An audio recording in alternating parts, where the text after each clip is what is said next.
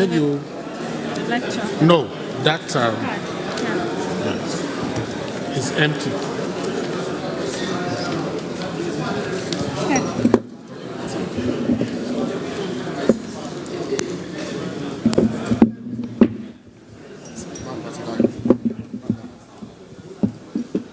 Just lying down. That's what you're doing. Wait. Cephala. This one will fall.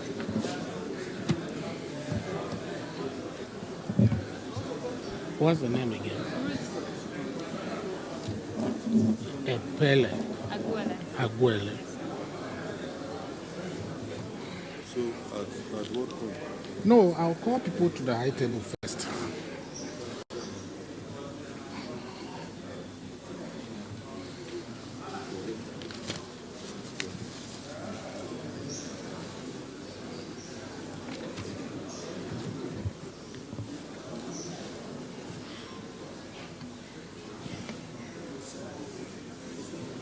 The chairman of this occasion,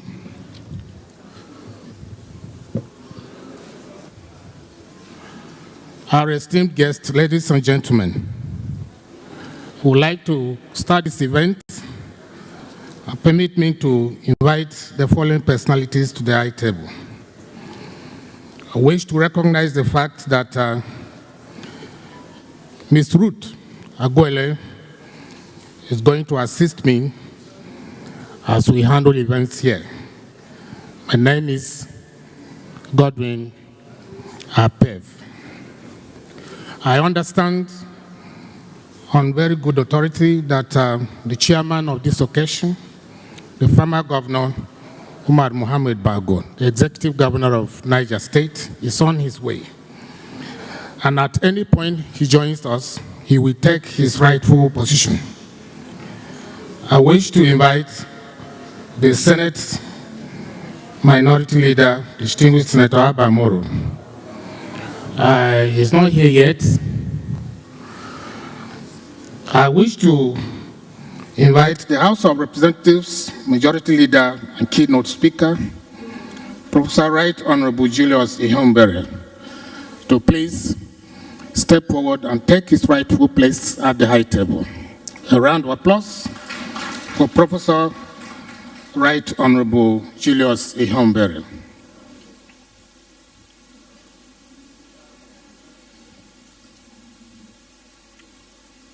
The Honorable Minister of State for Education, I understand, is also on his way. Dr. Yusuf Tanko Sununu is here to join us. I have not been told whether he has a representative here. So at any point he joins us, he will also take his place. I wish to invite the Permanent Secretary, Federal Minister of Education, Mrs. Didi Esther Watson Jack. Spotted her here. The Permanent Secretary, Federal Minister of Education. It's like she stepped out, but I think at any point she returns, she will join the House of Reps Majority Leader at the high table. I would also like to invite the chief host of this event, Registrar Chief Executive of the National Examinations Council, Professor Dantane Ibrahim Ushishi, to please also step forward and take his place at the high table.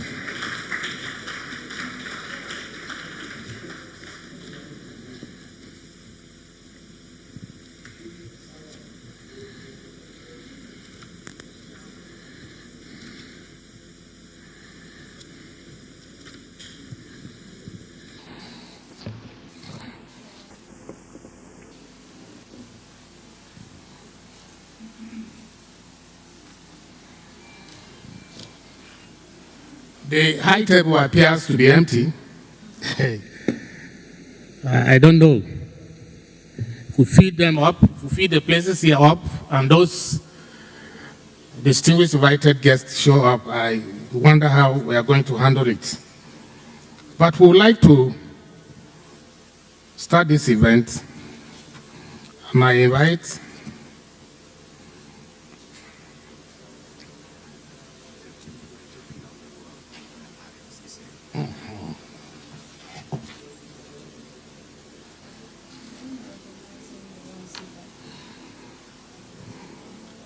please, so in order not, the deputy,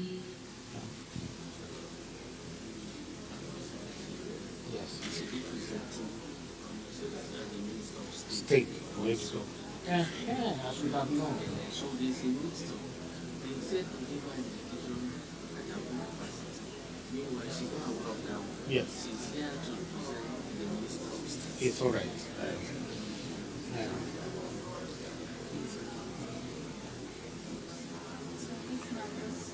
The Senate Minority Leader is also here with us, ladies and gentlemen. A round of applause for him. There is a mix-up, and it's just been cleared. The Permanent Secretary, Federal Minister of Education, Mrs. Didi Esther Watson-Jack, is here in the capacity as a representative of the Minister of State for Education. So please, a round of applause for our digital mother and Permanent Secretary, Federal Minister of Education. You're welcome, ma'am.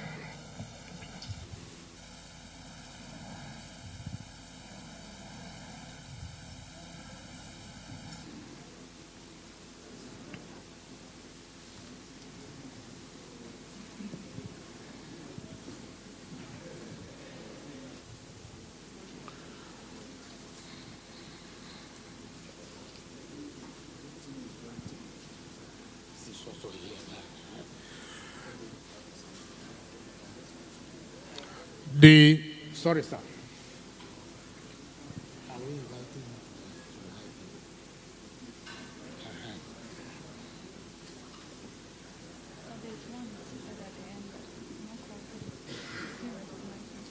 We get to know the name.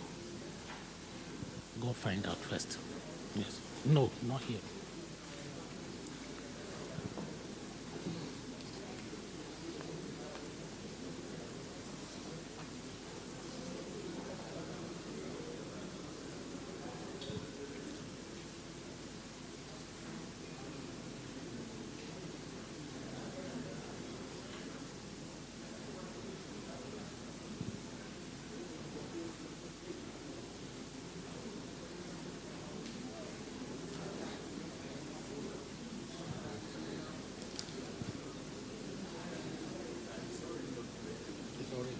Okay.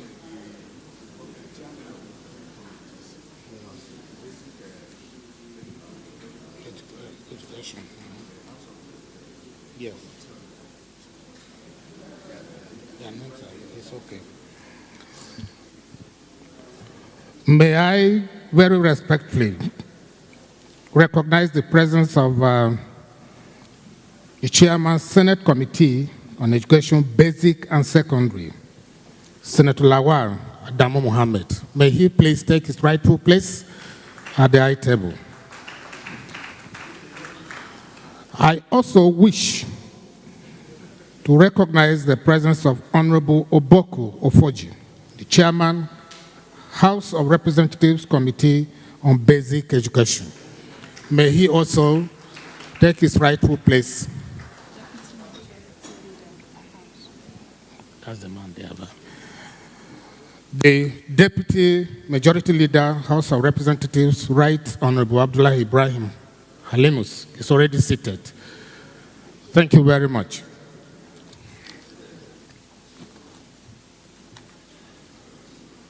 The DJ, please. We would like to start this event formally, and I invite the DJ to please open this event with the national anthem and the opening prayer, which is the second stanza of the national anthem. So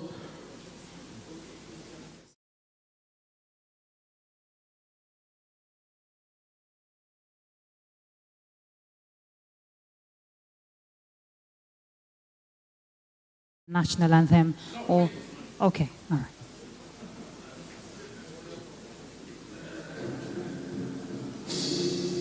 DJ, just hold on, please.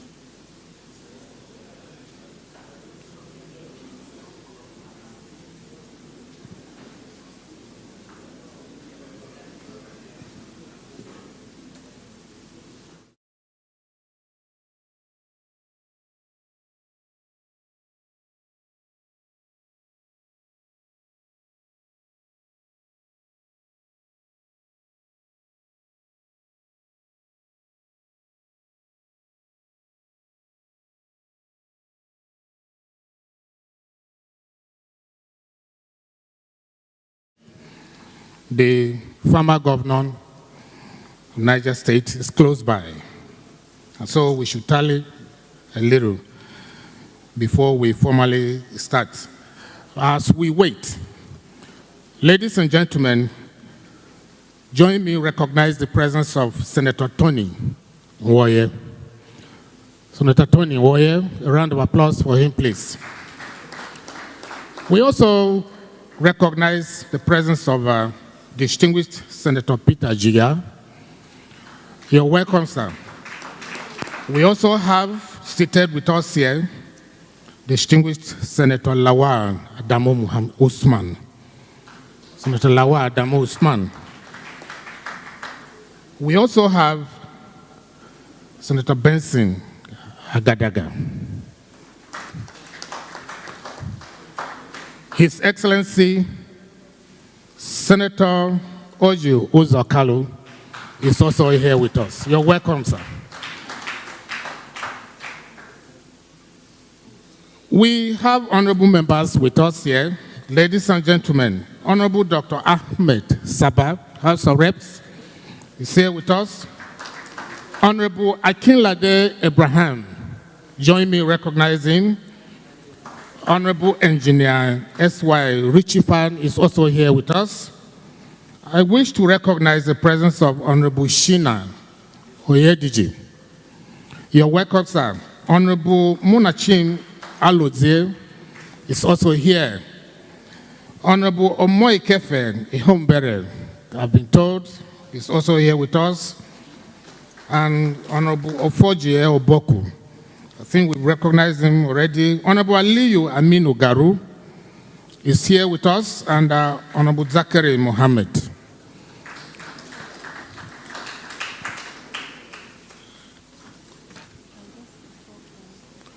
Can we have a little interlude as we await the arrival of the chairman of the occasion, which we've been told reliably that he is close by. Thank you very much. So, when it comes now, you.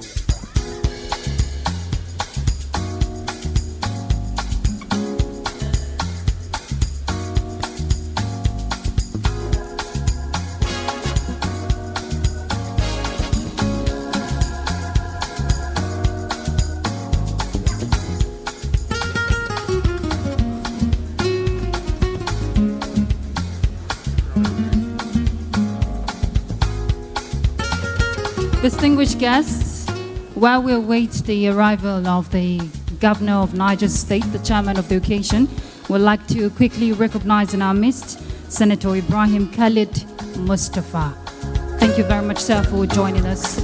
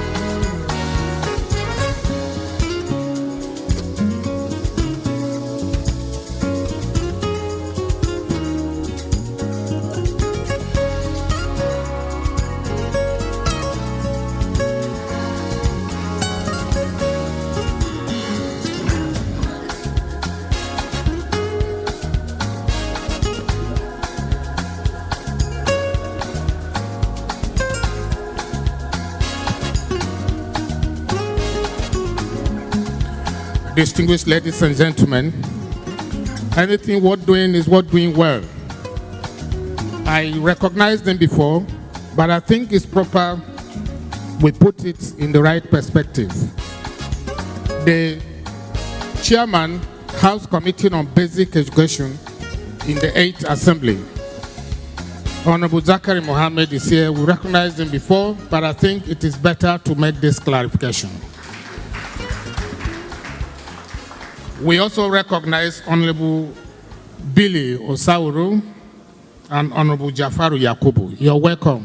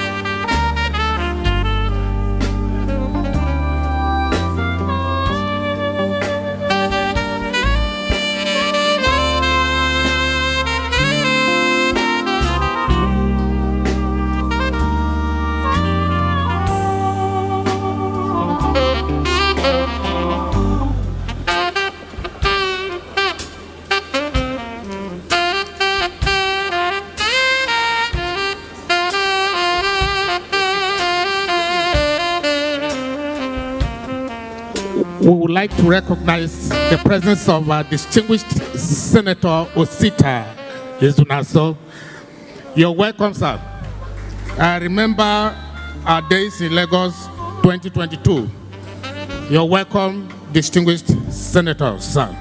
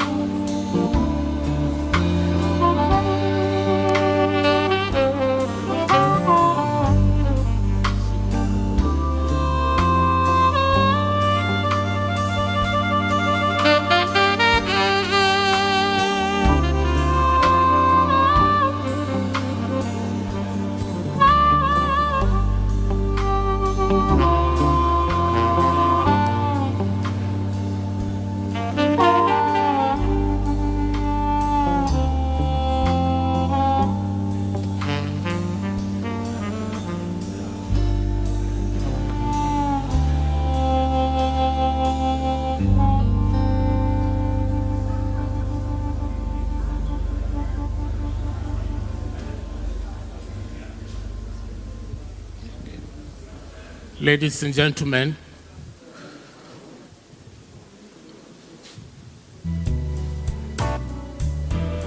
the chairman of this event, former Governor Umar Bago of Niger State, is here.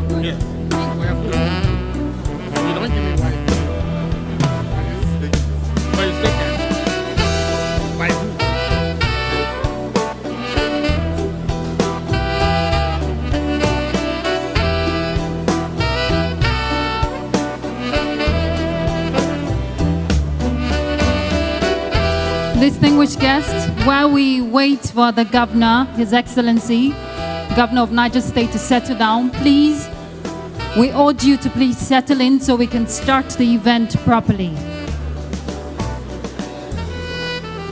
Please, let's settle down so we can start officially. Thank you.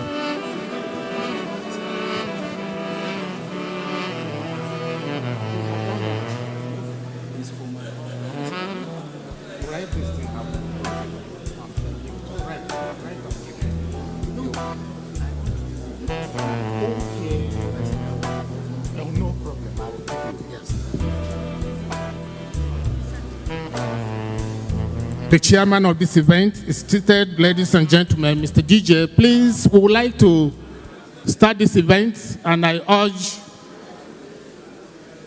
you all to please rise for the national anthem.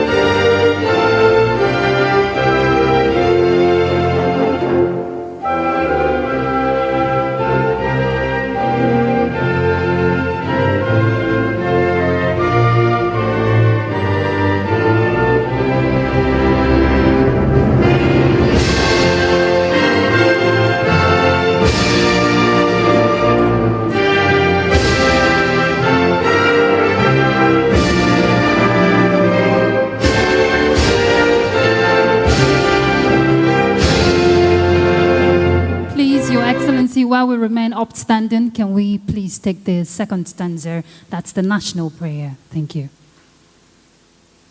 Oh God, if we can just recite it.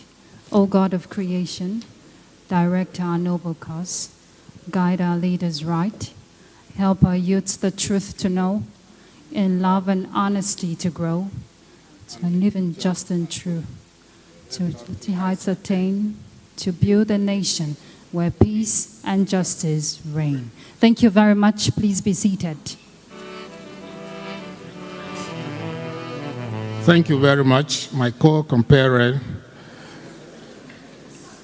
I recognize very respectfully His Excellency, former Governor Mohammed Umar Bago, Executive Governor of Niger State. A round of applause for him. The Governor came with a very strong entourage. I recognize Senator Mustafa Sani, former Senator Niger South. He joined the governor to this event.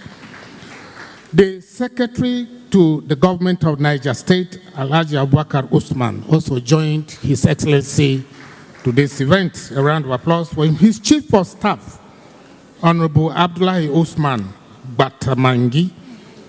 A round of applause for him. The Special Advisor Domestic to His Excellency is also here, and his Principal Private Secretary. We recognize you respectfully, and we urge you to please remain calm as our proceedings at this event commence. We are here for a retreat put together by the National Examinations Council. I don't want to use the word in conjunction with the National Assembly, but it will not be out of place because we are going to be discussing the imperatives of achieving Neco mandate and the challenges of examination legislation in Nigeria. You cannot talk about legislation if our representatives are not involved. That's essentially what we are here to discuss this early morning. My co-compare route, what is next on the agenda? Thank you very much, Mr. Godwin. Your Excellency, distinguished guest, it is my singular honor to be in your midst. Thank you all for choosing to be part of this remarkable event. Like my co-uncle has said, it's a retreat, of course, that would change the narrative for examinations in Nigeria. Of course, you know, Neco is the foremost examination council in Nigeria. And if we want to talk credibility, integrity, and fairness to ensure that we set the pace for our future generations, then this retreat is indeed very apt. And without further ado, we'd like to call on the man who is leading the helm of affairs for his opening or welcome address, rather, a man who is setting the pace and changing standards. The Registrar and Chief Executive of the National Examination Council, Professor Dentani Ibrahim Wushishi. Please a round of applause for him. Thank you.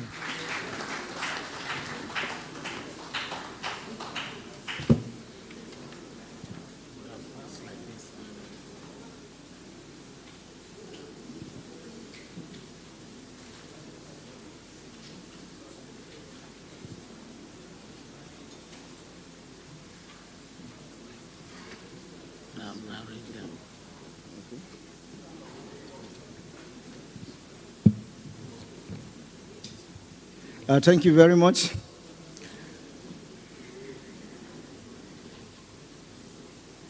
I want to start by welcoming the chairman of this occasion, the former governor, the executive governor of Niger State, my governor. I feel honored for your presence here.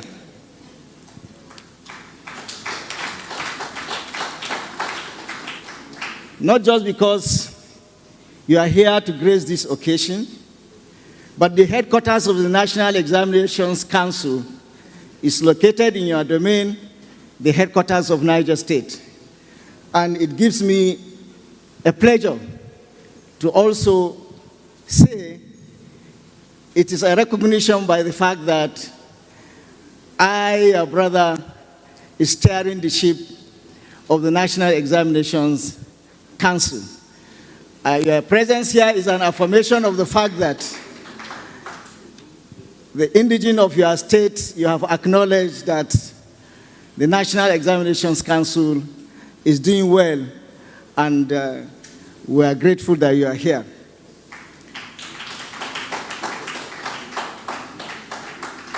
The Senate Majority Leader, distinguished Senator Abba Moro, House of Representative Majority Leader, who doubles as the keynote presenter of this occasion, Professor Right Honorable Julius Ihombere, and all the honorable members of the House present here. The Honorable Minister of State for Education, Dr. Yusuf Tanko Sununu, ably represented here by our indefatigable Permanent Secretary, Mrs. Didi Esther Wilson-Jack. Members of Neco management, distinguished invited guests, gentlemen of the press, ladies and gentlemen,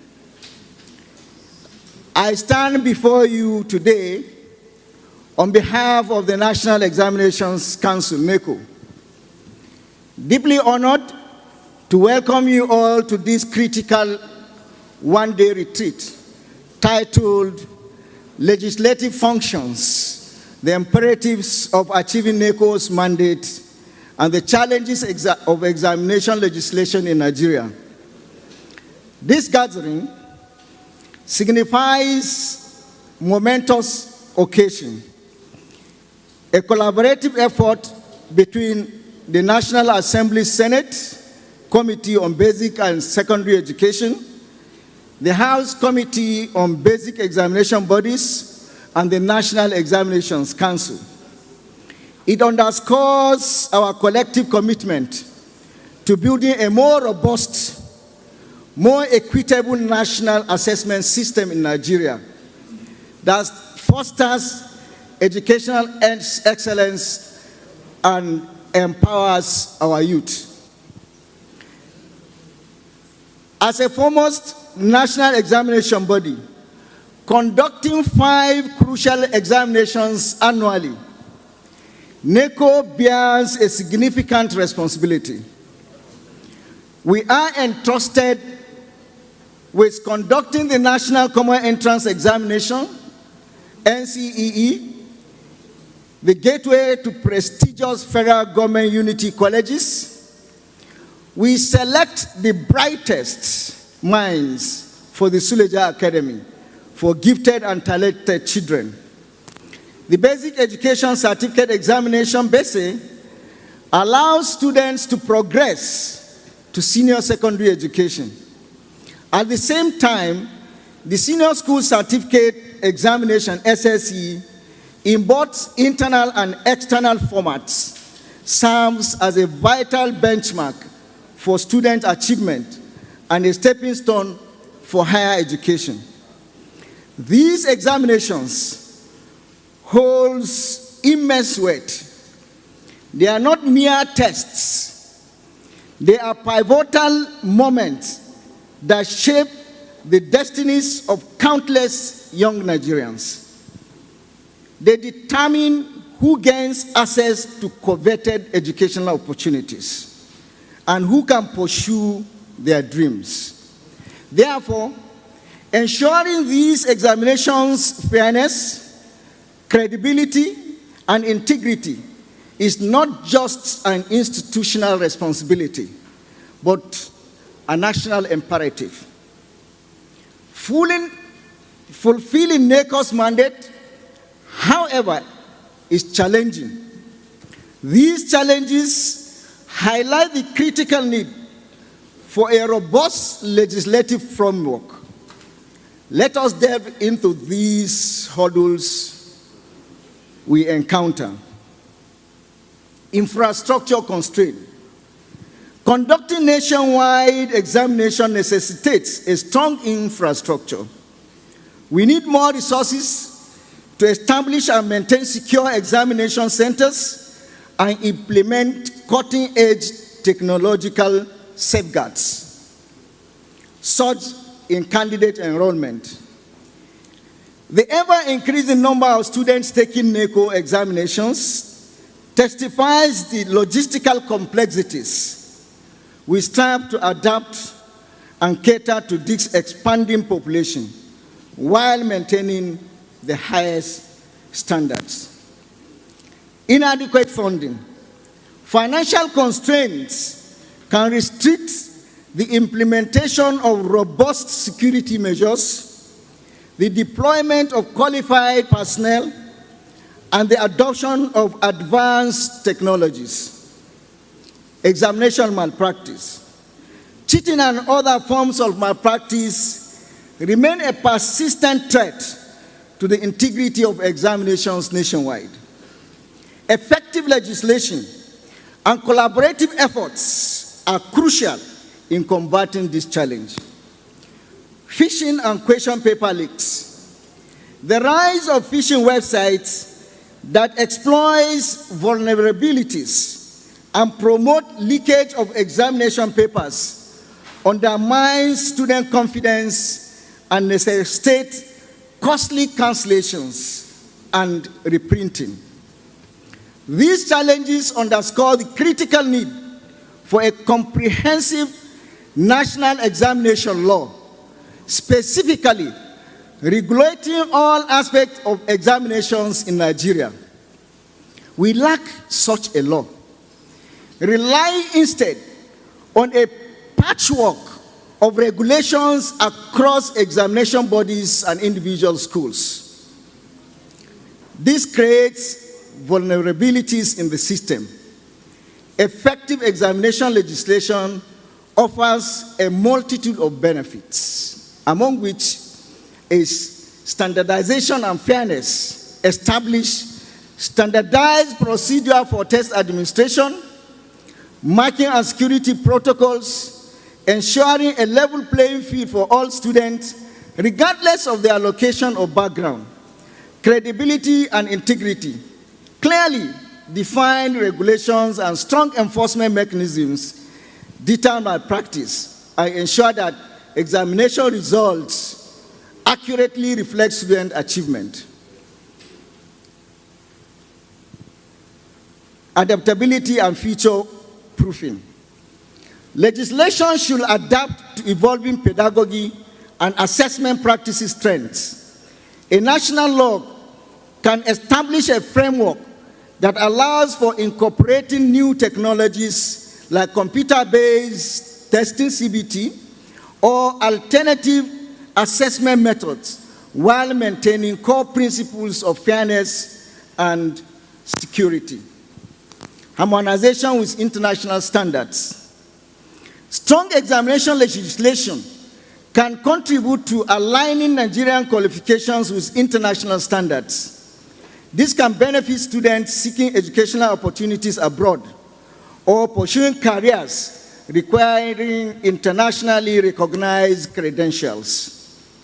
This retreat presents timely opportunity to propose a bill titled The Conduct of Examinations in Nigeria. This bill aims to establish a comprehensive legal framework for all forms of examinations in Nigerian schools.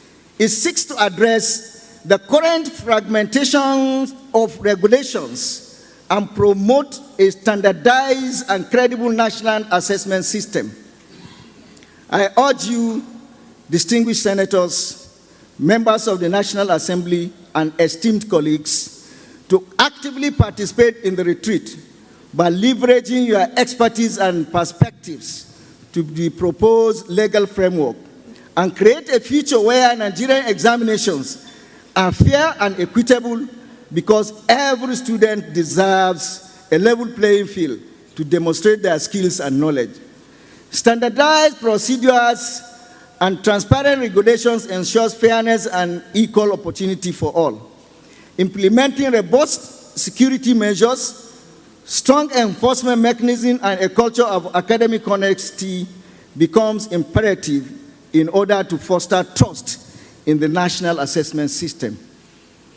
Embracing advancement in assessment technologies like CBT and other e-assessment tools enhances efficiency and security while upholding academic integrity.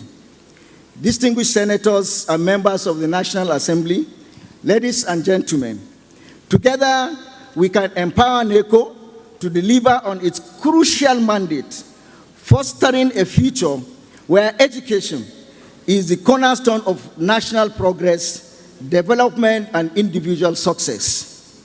Therefore, let us seize this opportunity to build a stronger examination system through a comprehensive legal framework that empowers our youth and paves the way for a brighter future for Nigeria.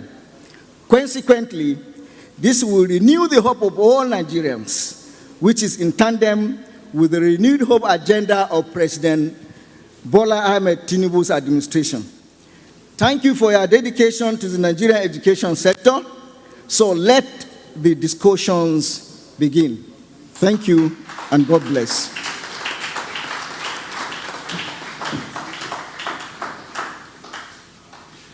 Thank you very much, the Registrar Chief Executive of the National Examinations Council. I think the Registrar deserves a more resounding applause than that.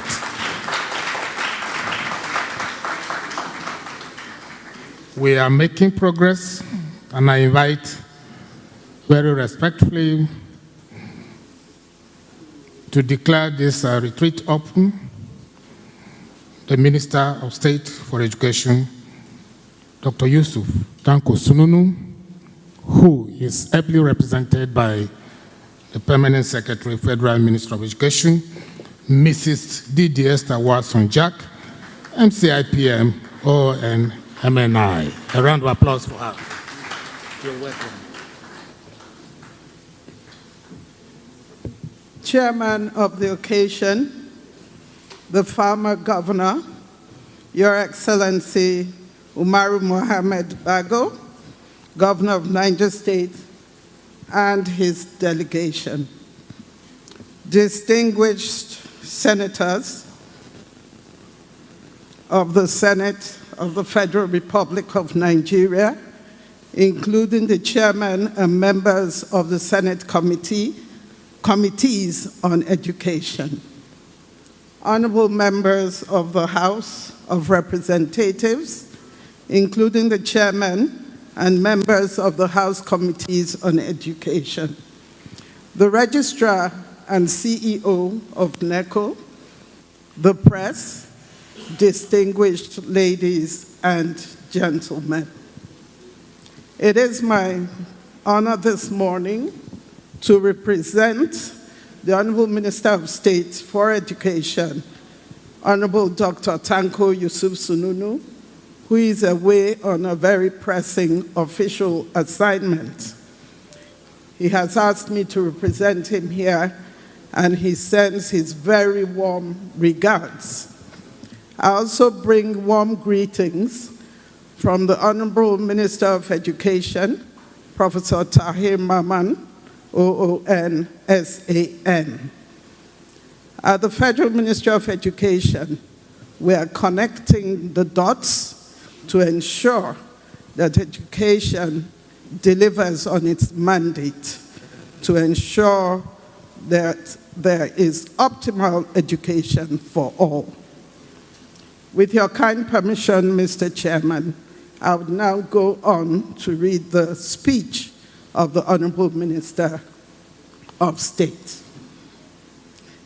It is with great pleasure that I welcome you all to this retreat organized by the National Examinations Council, Neco, affording us a valuable opportunity to delve into the crucial theme of legislative functions, the imperatives of achieving Neco mandates, and the challenges of examination legislation in Nigeria. As we are all aware, Neco plays an indispensable role in ensuring the sustainable management of our educational landscape. It serves as a cornerstone in accessing our students, offering them a national platform to demonstrate their knowledge and skills. The mandates of Neco are clear and vital to the educational development of our dear nation. Neco's mandates are diverse, encompassing the conduct of examinations, the issuance of certificates, and the provision of valuable data for educational planning and development. However, the effectiveness of Neco's operations is intricately linked to the legislative environment in which it operates. Legislation not only establishes the legal framework for Neco's activities, but also acts as a mechanism for safeguarding the integrity of examinations, protecting students' rights, and ensuring accountability and transparency in assessment procedures. Despite the significance of examination legislation, we cannot ignore the challenges we face in this realm. From outdated laws and regulations to emerging issues like examination malpractice and digital transformation, there is an urgent need to review and modernize our legislative frameworks to effectively address these evolving challenges.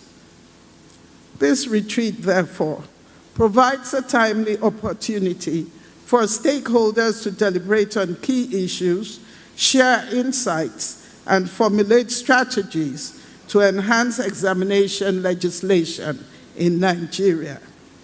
Through collaboration and concerted effort, we can strengthen Neco's legal foundations, uphold standards of excellence in our educational system, and ultimately empower our students to excel academically. As we gather to discuss these imperatives and challenges, let us keep in mind the ultimate goal that unites us, the pursuit of excellence in education. Let us engage in constructive dialogue, share innovative ideas, and forge collaborative pathways. With commitment and diligence, we can overcome the obstacles facing Neco's mandates and ensure that our examination legislation serves as a catalyst for positive change in our educational landscape. Finally, I would like to urge all participants to actively engage in discussions and contribute constructively to the outcomes of this retreat. Together, let us chart a course towards legislative reforms that will enable Neco effectively fulfill its mandates and contribute to the advancement of education in Nigeria. Once again, I welcome you all to this retreat. I congratulate Neco, and I really appreciate the support of the National Assembly. We look forward to productive discussions and positive outcomes. Thank you, and may God bless us all. It is now my singular honor and privilege, on behalf of the Honorable Minister of State for Education, Honorable Dr. Yusuf Tanko Sununu, to declare the retreat open. Thank you.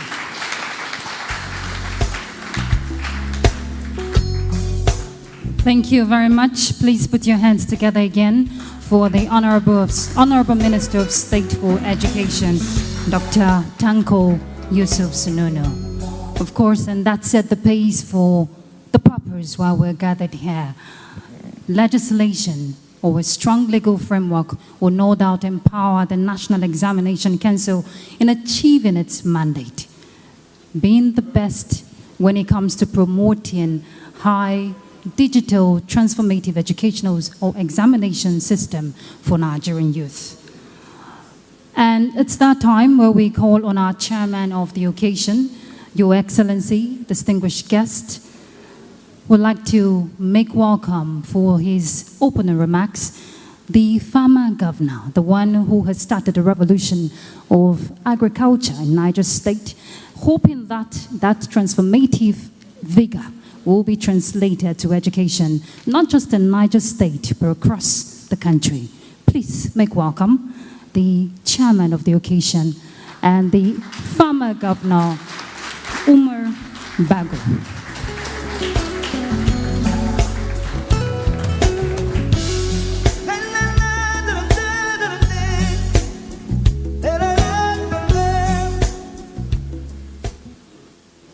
A'udhu billahi minash shaitanir rajim. Bismillahir Rahmanir Rahim. Your Excellencies, distinguished Chairman of the Senate Committees on Education, distinguished Senators, Your Excellencies, the Chairman of the House Committees on Education, and my respective colleagues in the House of Representatives here present, the representative of the Minister of State's Education, distinguished guests, members of the press, ladies and gentlemen, good morning. I derive a lot of pleasure in seeing my colleagues here, and it gives me inspiration because this is the only function, the first of its kind, that as a former member of House of Representatives, I have attended or I'm attending with my colleagues and my distinguished senators here in this kind of forum. So let me thank the management of Neco for honoring me to be chairman in this very wonderful occasion. The imperatives of legislation can never be overemphasized. Technological advancement, artificial intelligence, time has come that we need to update the laws that govern how education will be treated. As such, in this kind of August gathering, it is very important and imperative for us to look into the existing laws that has established Neco and its mandate in a view to addressing issues of time, issues of technological advancement, issues of artificial intelligence. Before I stood to this podium, I was whispering with the chairman of the House committees, and he said to me, it's very important. I asked him, have you received any submission from Neco for review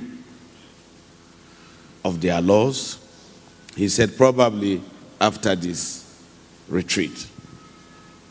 And I also whispered to the registrar of Neco, and I said to him, my brother, I'm proud of you as the first Nigerite to be the registrar of Neco that we are the landlord of.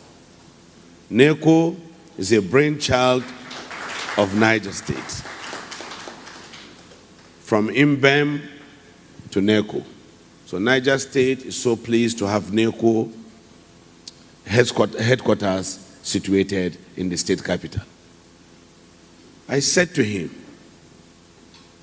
are you thinking of artificial intelligence and its challenges to examination?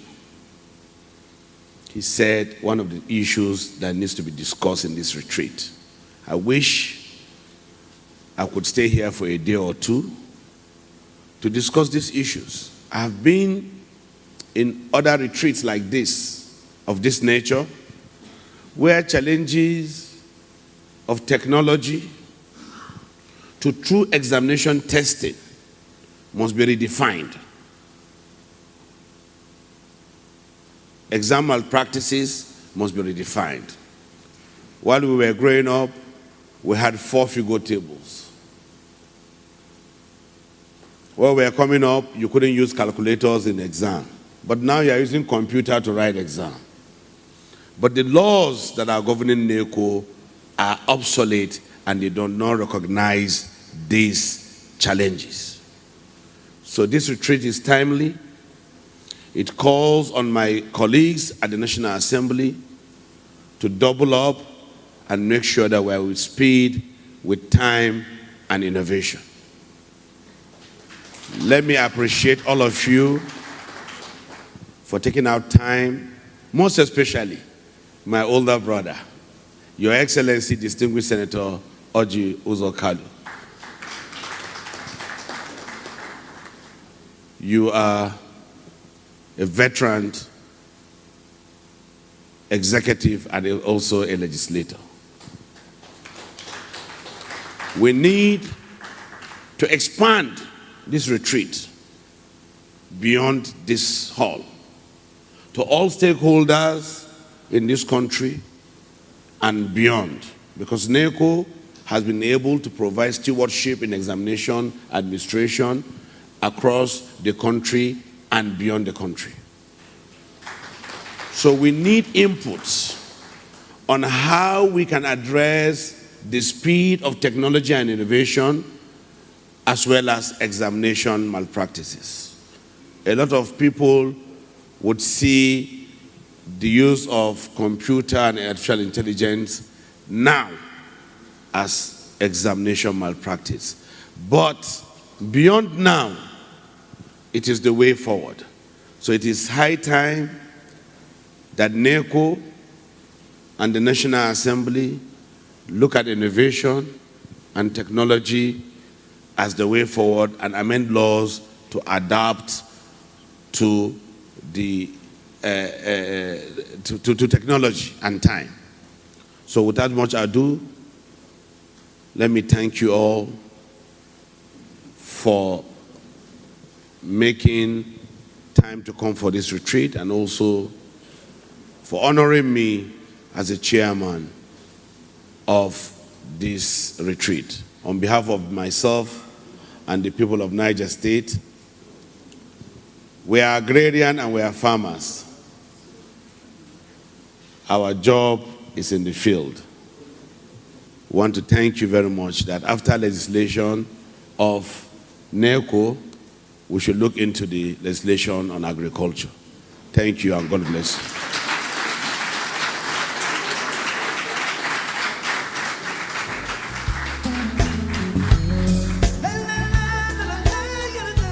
Thank you very much, former Governor, Niger State, and Chairman of this event, Umar Mohamed Bago, the Executive Governor of Niger State. Thank you so much. Your Excellency, I have already keyed into your farming agenda, and I'm glad to let you know that as a staff of the National Examinations Council, what I am eating in my house now, I planted it. And I'm not sure whether I will exhaust it before the new harvest comes in. As I go back to Mina, I will send 5 mudu of rice, 5 mudu of maize, and 5 mudu of beans to Government House, Mina. That is going to be a sign that we are all keyed in. Thank you very much. We are making progress. His Excellency, Senator Benga Daniel. You're welcome, sir.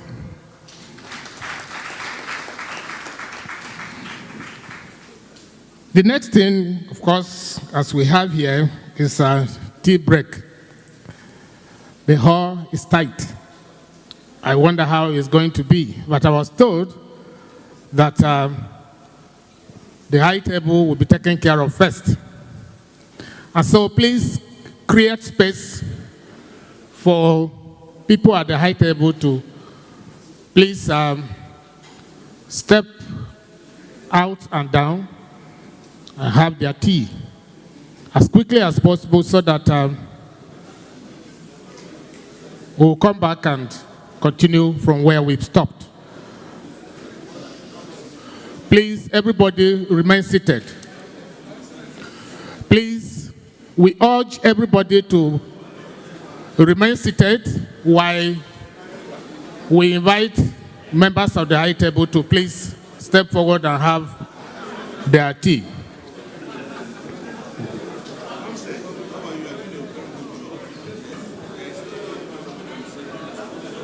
Please remain seated.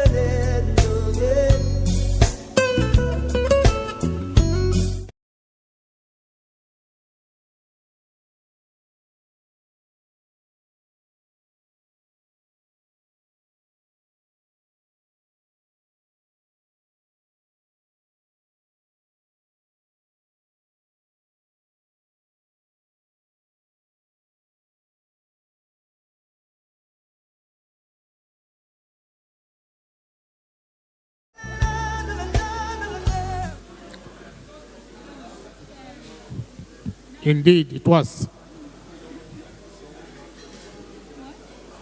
He matched the white and a blue.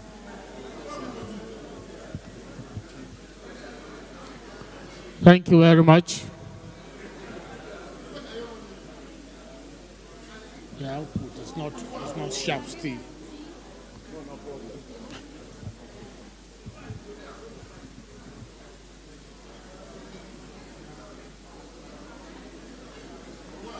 Get your tea, have a place, relax, take it, and get yourself prepared for the next event.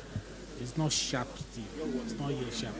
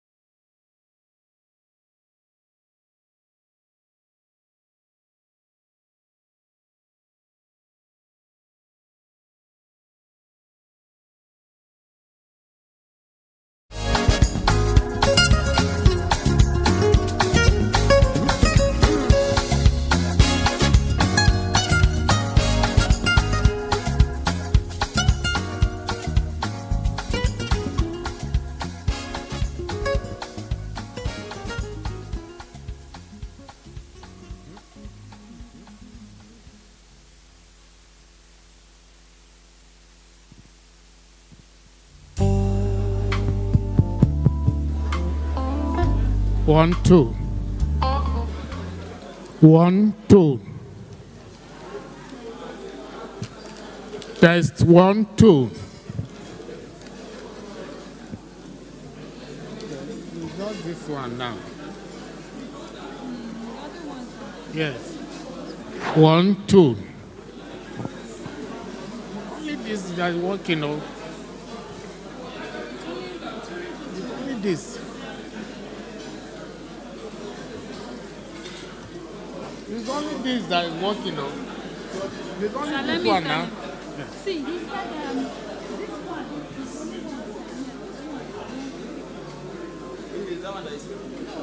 This is the only one speaking. Yeah. 1, 2. 1, 2. I think it's better now. Thank you very much. Yes.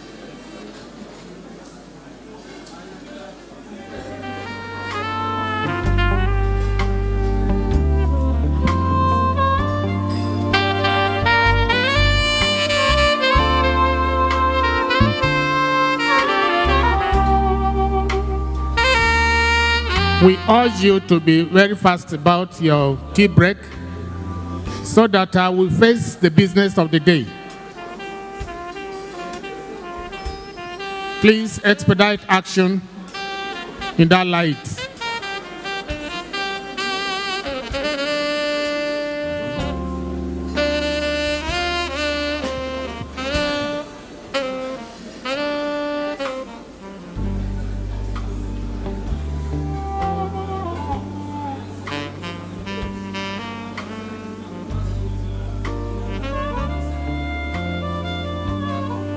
Tell me who this person is.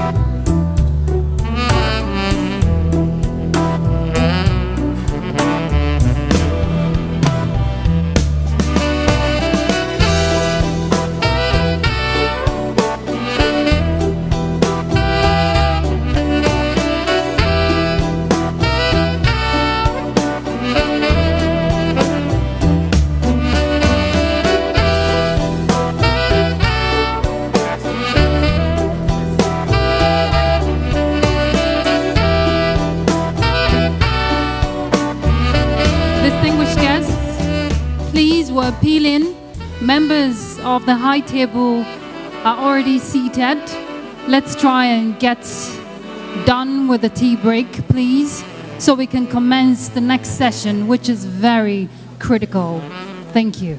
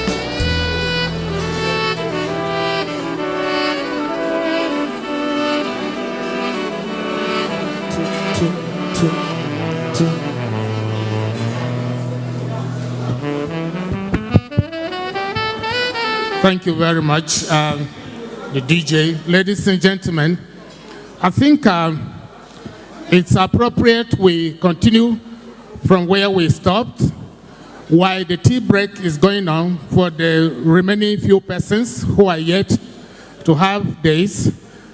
It's pertinent, proper, and appropriate that we continue with proceedings here.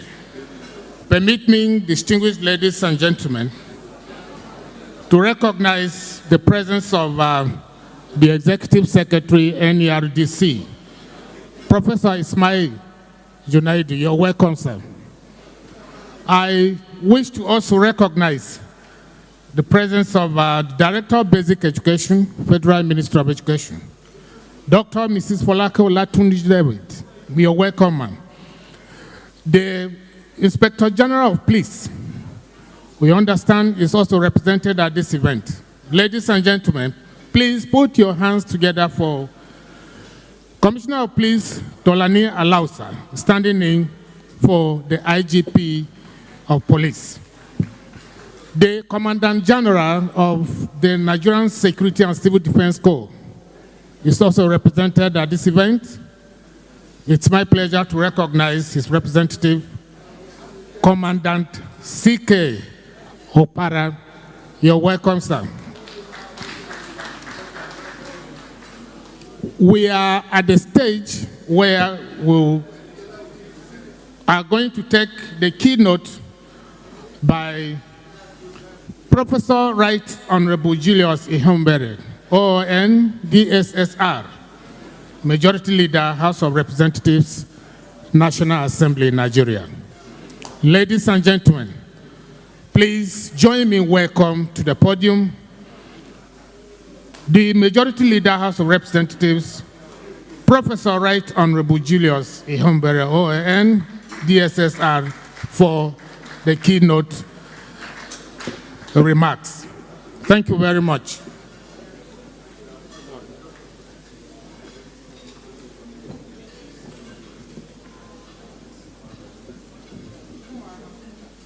Thank you very much, the very able master of ceremony. The protocols have been properly established, but allow me to recognize the minority leader of the Senate and also the chairman Senate Committee on Education and the members of that committee, the chairman House Committee on Examination Bodies and members of that committee, my dear colleagues, but also acknowledge the presence of my old friend and brother, OGD, His Excellency, Distinguished Senator Gbenga Daniel, who is here with us. My brother, Professor Ginodu, we worked together effortlessly for 4 good years. Years of NERDC, heads of further agencies, my good friends from the Ministry of Education, I greet all of you, distinguished ladies and gentlemen.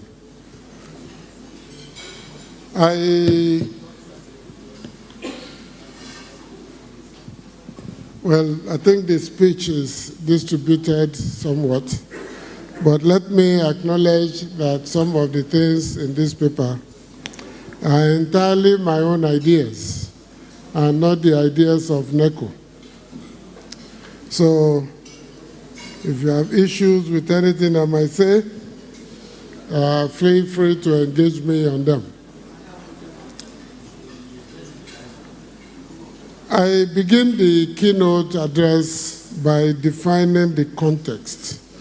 I know that the core issue has to do with examination legislation and the mandate of Neco. Straightforward. But you cannot discuss those two issues without placing it in the context not only of the Nigerian political space, but also of the education sector in particular. That our political economy is in crisis is not news. But I have written here that to adequately appreciate the context of this conversation, we must understand the extant situation of the education sector in Nigeria. Even as we struggle daily to embrace Western-style education, largely as a ticket to a better life and more opportunities, the entire process is still not guided by any short, medium, or longer-term philosophy. There are no national expectations. People who go to school, it's not because they want to join a body of thinking, a body of struggle, a body of people to restructure, reposition Nigeria. They just want to get certificate and move on. It is just the quest for certificates. How many Nigerians have seen, much read, the national policy on education? Can we truly say that what we operate in Nigeria is education for service, even liberation? How many libraries are up to date and functioning? Even the National Library. More than 5 presidents have come and gone. It is still there. How many journals are being published in Nigeria today? And we can say how many laboratories are adequately equipped, how many scholarships, grants, bursaries, and loan schemes exist in the education sector. I'm not sure if Senator Gbenga Daniel has established one, but people like him, there ought to be a Gbenga Daniel scholarship for the best graduating student in political science. Even if it is 100,000 naira, it is not the money, it is the recognition. I'm taking him on because he's my good friend. And thank you, sir. Today, there are universities with part-time lecturers and non-accredited courses in this country. When the NUCs come in, they hire lecturers here and there, they pay them and they go, they accredit them. But there are departments with 3 staff members. And there are primary schools with 2 or 3 teachers. That includes the principal. The level of dilapidation of school infrastructure at the basic level is unprecedented. Even Ukraine, that is at war, has better primary school basic education facilities than Nigeria. With grinding poverty all over the land, parents are finding it much more difficult to meet the needs of children to enable them to get proper education. All sorts of shortcuts have been invented to avoid merit and hard work. That some parents bribe teachers in numerous ways to ensure that their children pass examinations is no longer news. I mean, we know this. They buy cars, they pay vacation, they send them money, they deliver yams and all kinds of things just to influence the grades of their children. In many schools, including at the basic education level, cultism dictates and directs activities, and many lives have been lost. In Lasso, they took a student out of the exam hall and killed him. Broad daylight, not that they were doing it at night. True, funding remains a challenge, but how well have we deployed what has been made available? How many of our elites bother to speak about education, even with their children comfortably in posh and expensive private schools and foreign institutions? That is a critical issue. Many private sector organizations have resorted to retraining new employees because of the declining quality of our school products. Many school products cannot even draft a basic job application or defend the certificates they parade around. No wonder. Many top-rate foreign institutions insist that new graduate students of Nigeria in many departments or programs be required to take make-up courses to come up to par with contemporary literature, theories, methodologies, and essential data. That did not start today. It's been on for almost a decade.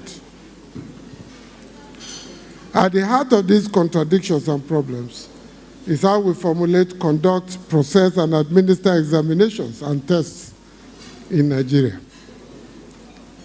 I'm sure in some villages, when the examiner arrives or a vigilator, they just give him pounded yam, egusi soup with bushmeat, and very cold beer.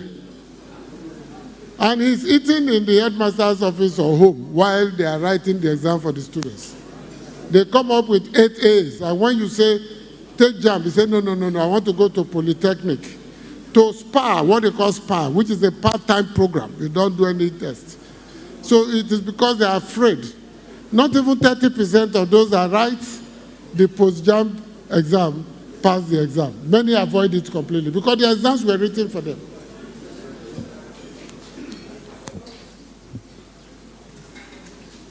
So, talking about examinations, let us focus on the National Examination Council, Neco, as an example of a leading examination body in the country.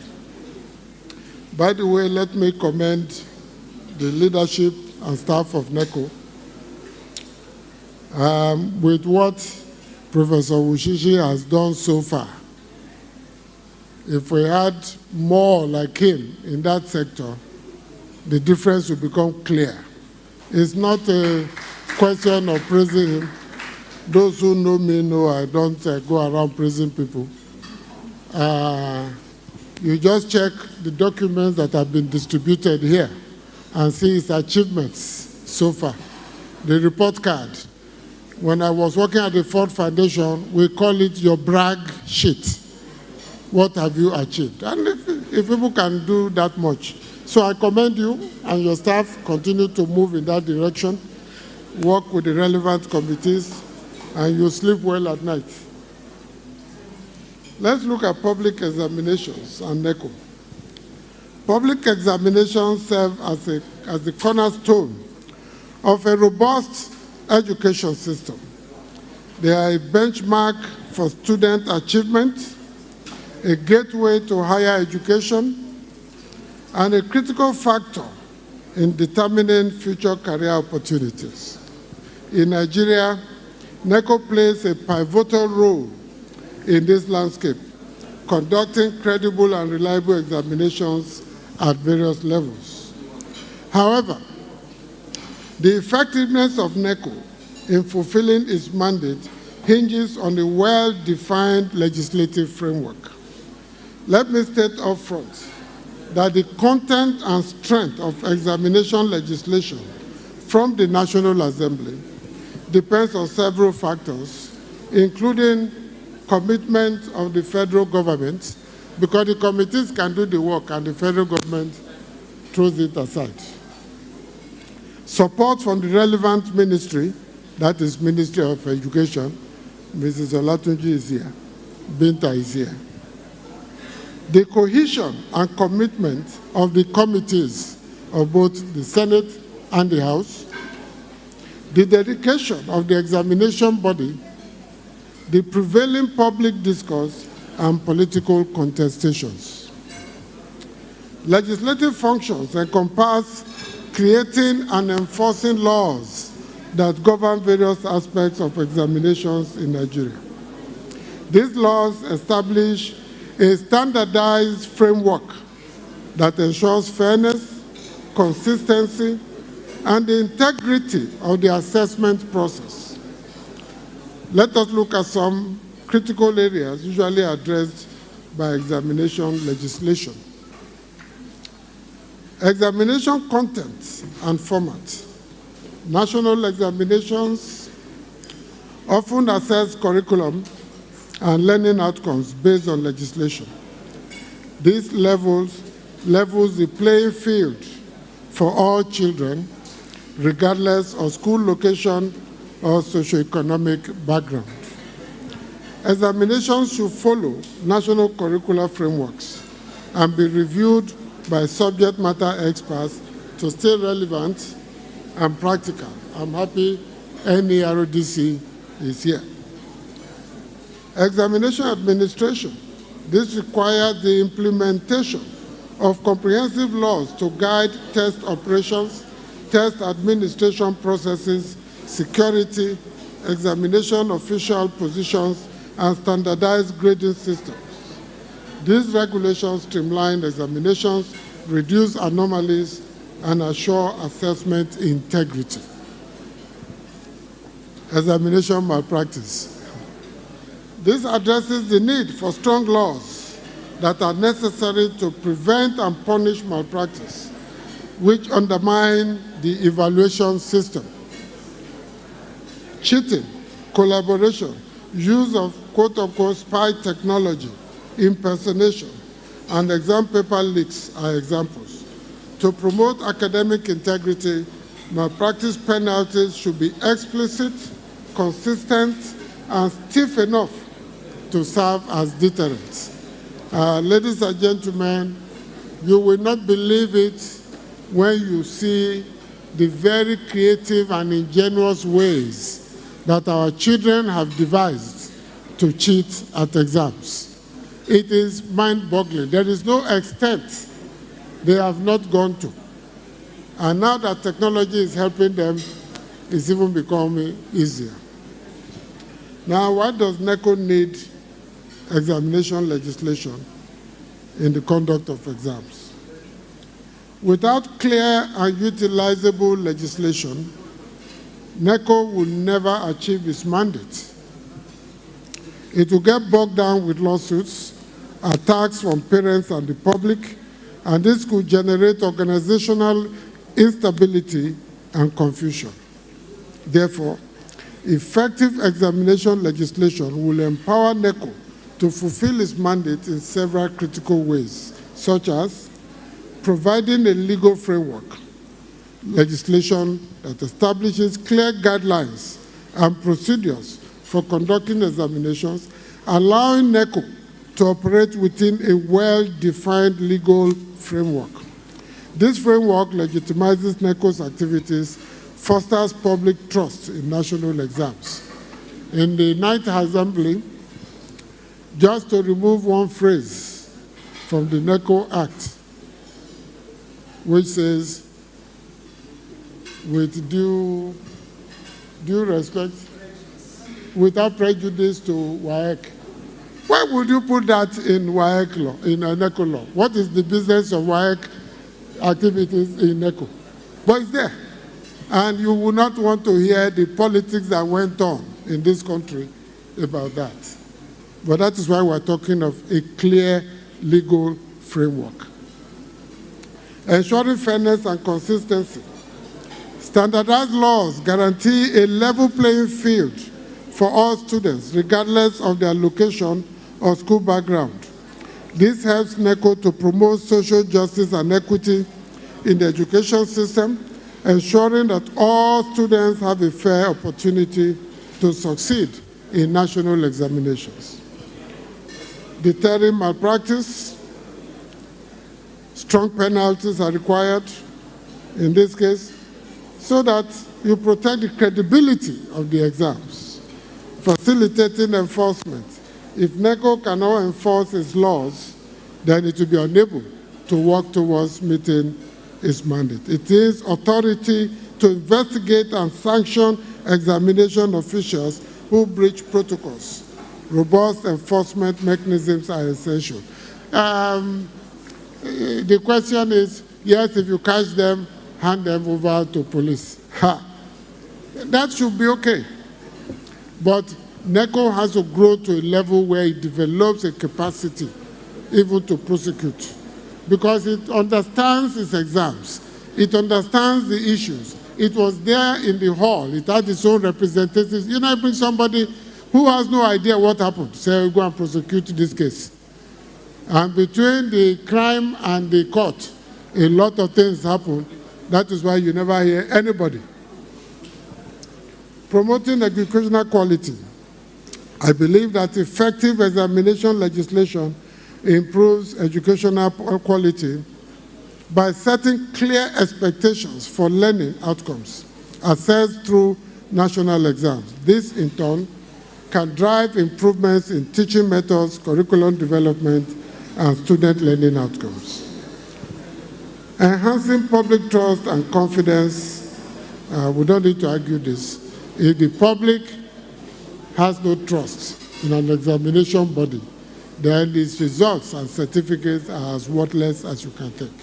So, from the legislation and the work that we do, we build the foundations for the trust for the organization. And promoting international recognition. I've been in places where they say, yes, we take WAEC, we don't take Neco. I say, why? We don't know about Neco. It means that we need to do a little more work to internationalize the organization, its operations, its examinations, popularize its methodology, its security, and its strictness, as well as the law, to give it the recognition that it requires. Now, these points show clearly why it is important that the committees of the Senate and House work in harmony to review existing laws and make proposals for amendment and improvement to ensure that Neco stays strong and relevant in that sector. What is the mandate of Neco really? If you look at the document, I think they've listed that. I don't need to go into a lot of conversations on that. You can read them. But it was established out of popular demand. The feeling in the public was that how do you have one single examination body which cannot even be controlled by Nigeria, and not everybody can access it. And the National Assembly, in its wisdom, had a conversation, had public hearings, and in 1999, Neco was created. And since then, in my view, it has improved significantly from its early days. So I would appeal that the act needs to be circulated first amongst all members of the relevant committees, if this has not been done. Because you cannot discuss what you have not read or seen. Like I talk about the national policy. That's the first document that should be given to all committees on education, if not all members of the National Assembly. You know, yes, it is online, but there are still people who prefer to read the hard copy. There must be a dialogue between committee and the leadership of Neco on the progress thus far, achievements, impediments, and options for better and more effective performance. If this has not happened, then it's almost overdue. A conversation where you don't bring in outsiders, just the committee members and the leadership of Neco to explain. It's like people who attack the National Assembly. Oh, they just go there and enjoy. They do not know that that is a whole community of its own. They don't know how many staff we have in the National Assembly. That the staff working there almost triple the number of legislators. That when we say we are on recess, we continue to work. So the same thing with Neco. The committee members need to understand Neco properly. And they need to find time and visit the Neco headquarters, visit the office. I know security is an issue on the way, but you can work that out. I believe that such a conversation will set the platform for better appreciation of the work of Neco and enable the organization to benefit more from the activities of the committee. Let us remember that Neco represents and stands for Nigeria. This is very important. It represents and stands for Nigeria. It is the product of mass agitation for a national examination body as an alternative to existing bodies without prejudice to anybody. Nigerians owe it a responsibility to protect and strengthen it. To do this, we must understand its mandate, strengths, and challenges, which include, I won't go into the details, developing and conducting national examinations, not just Neco exam. My favorite of them is the one they call BECE, Basic Education Certificate Examination, and the National Common Entrance Examination. It also includes maintaining examination standards, promoting fairness and equity, issuing certificates and results, conducting research, and conducting the National Assessment of Educational Progress, NAEP, in Nigeria. These are amongst the functions of Neco. You know, people see Neco as just conducting that Neco exam. It's like when they think of UBEC, contracts. That's the first thing that comes to the minds of people when you mention UBEC. Oh, contracts. But UBEC does much more than contracts. Same thing with Neco. Let me turn to why it is important that legislators not only appreciate the core mandates of Neco, but also develop basic principles for cooperation and collaboration through a strong working relationship.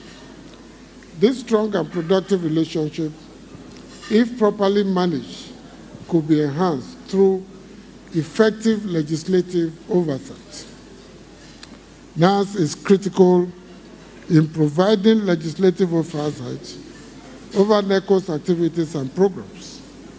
By various processes involved, NAS can draft, enact relevant laws and regulations that effectively empower NECO to fulfill its mandate. So I'm saying essentially that the starting point for the achievement of this mandate is through the kind of legislation that the NAS enacts. allocation of adequate resources. Yes, you are not funded directly from the budget. You pay some money back to federal government, but NAS plays a pivotal role in ensuring that Neco receives the necessary resources for curriculum development, examination printing, deployment of personnel, and adaptation to relevant examination practices. Promoting transparency and accountability. Open communication between NAS and Neco fosters transparency and accountability within the national assessment system. This collaboration promotes public trust in the credibility and fairness of national examinations. Collaboration and innovation. Through a shared understanding of NECO's mandate and processes, NAS can foster collaborative efforts through improving the national examination system. This could involve exploring innovative assessment methods, utilizing technology for secure examinations, and addressing emerging challenges like artificial intelligence bias. It is obvious, therefore, that the strength and impact of NECO in the conduct of national examinations and in other responsibilities is very much dependent on the working relationship with the National Assembly. And I think this is the core of the point I am trying to make. My experience tells me that it should not be a master-subject relationship. It doesn't work that way. Rather, mutual respect, mutual support, dialogue, information sharing, and collective dedication to best practices will guarantee success for all. I would like to take that sentence again, because I was chairman of basic education. At that time, it was the entire basic education, not just examination bodies. Till this very day, all the heads of the agencies in that basic education, including directors in the ministry, remain my very good friends. Even personal friends, because of the kind of working relationship we established. You know, in fact, some of them, I knew their husbands as friends before he said that. My wife is in the Ministry of Education. I said, really? Professor Junadu here, my committee used to accuse me of being biased to them because they are professors like me. I said, no. When we go on oversight, we are as critical, as detailed as you can imagine. But at the end of that, we agree to where we are going.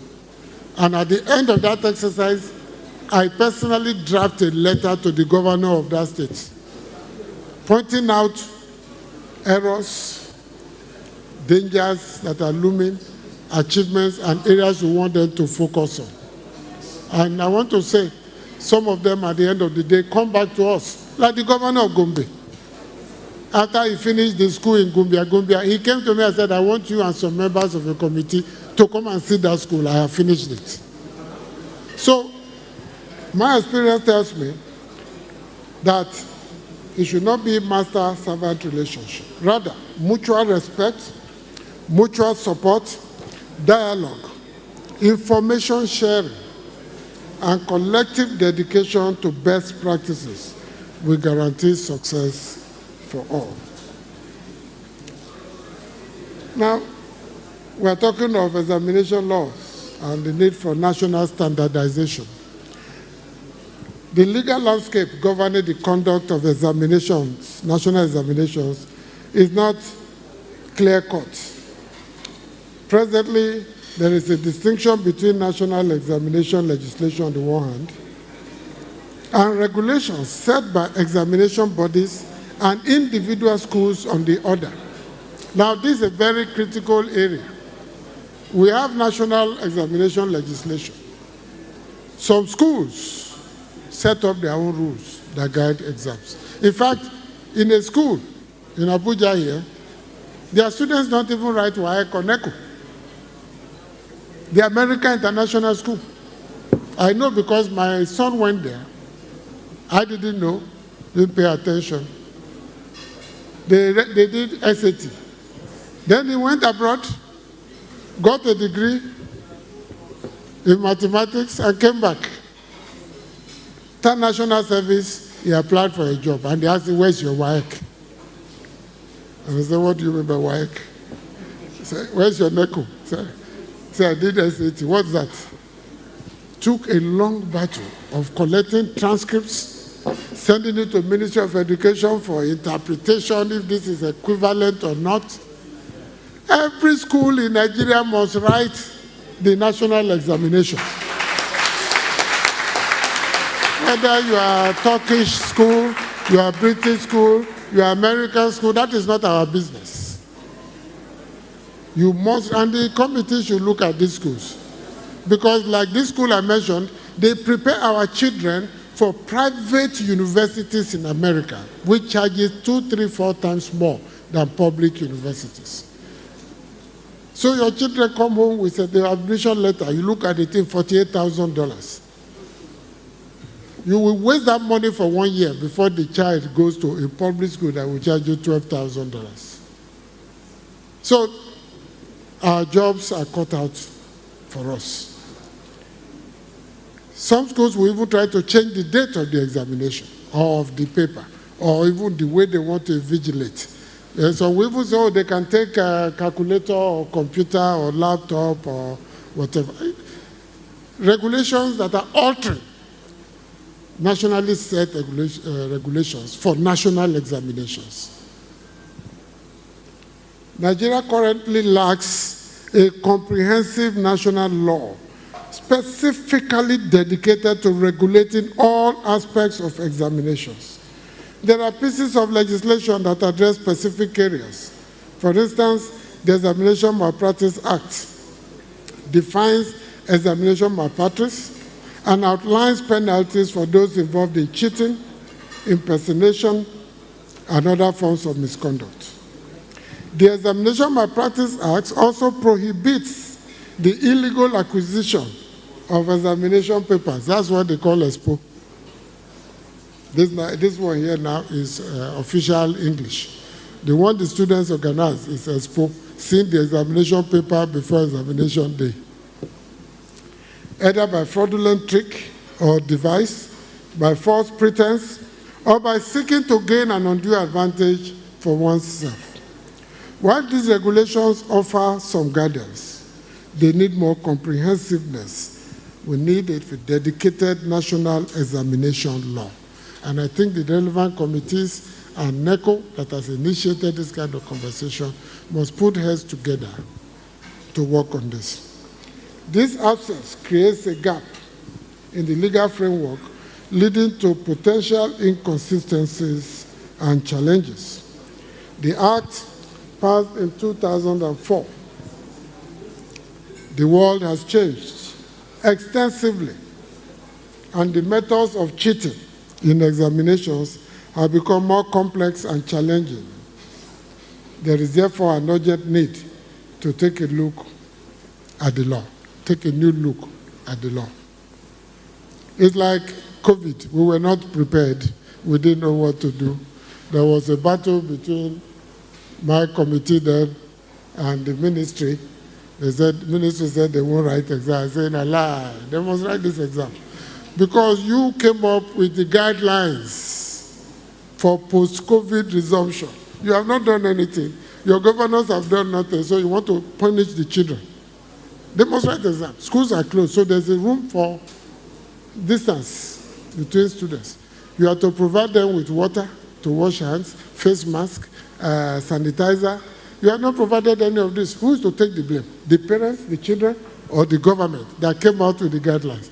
Well, because we had good dialogue between the minister, the PS, the directors, we reached an understanding. They wrote the exam, and the result was much better than the one before the COVID period.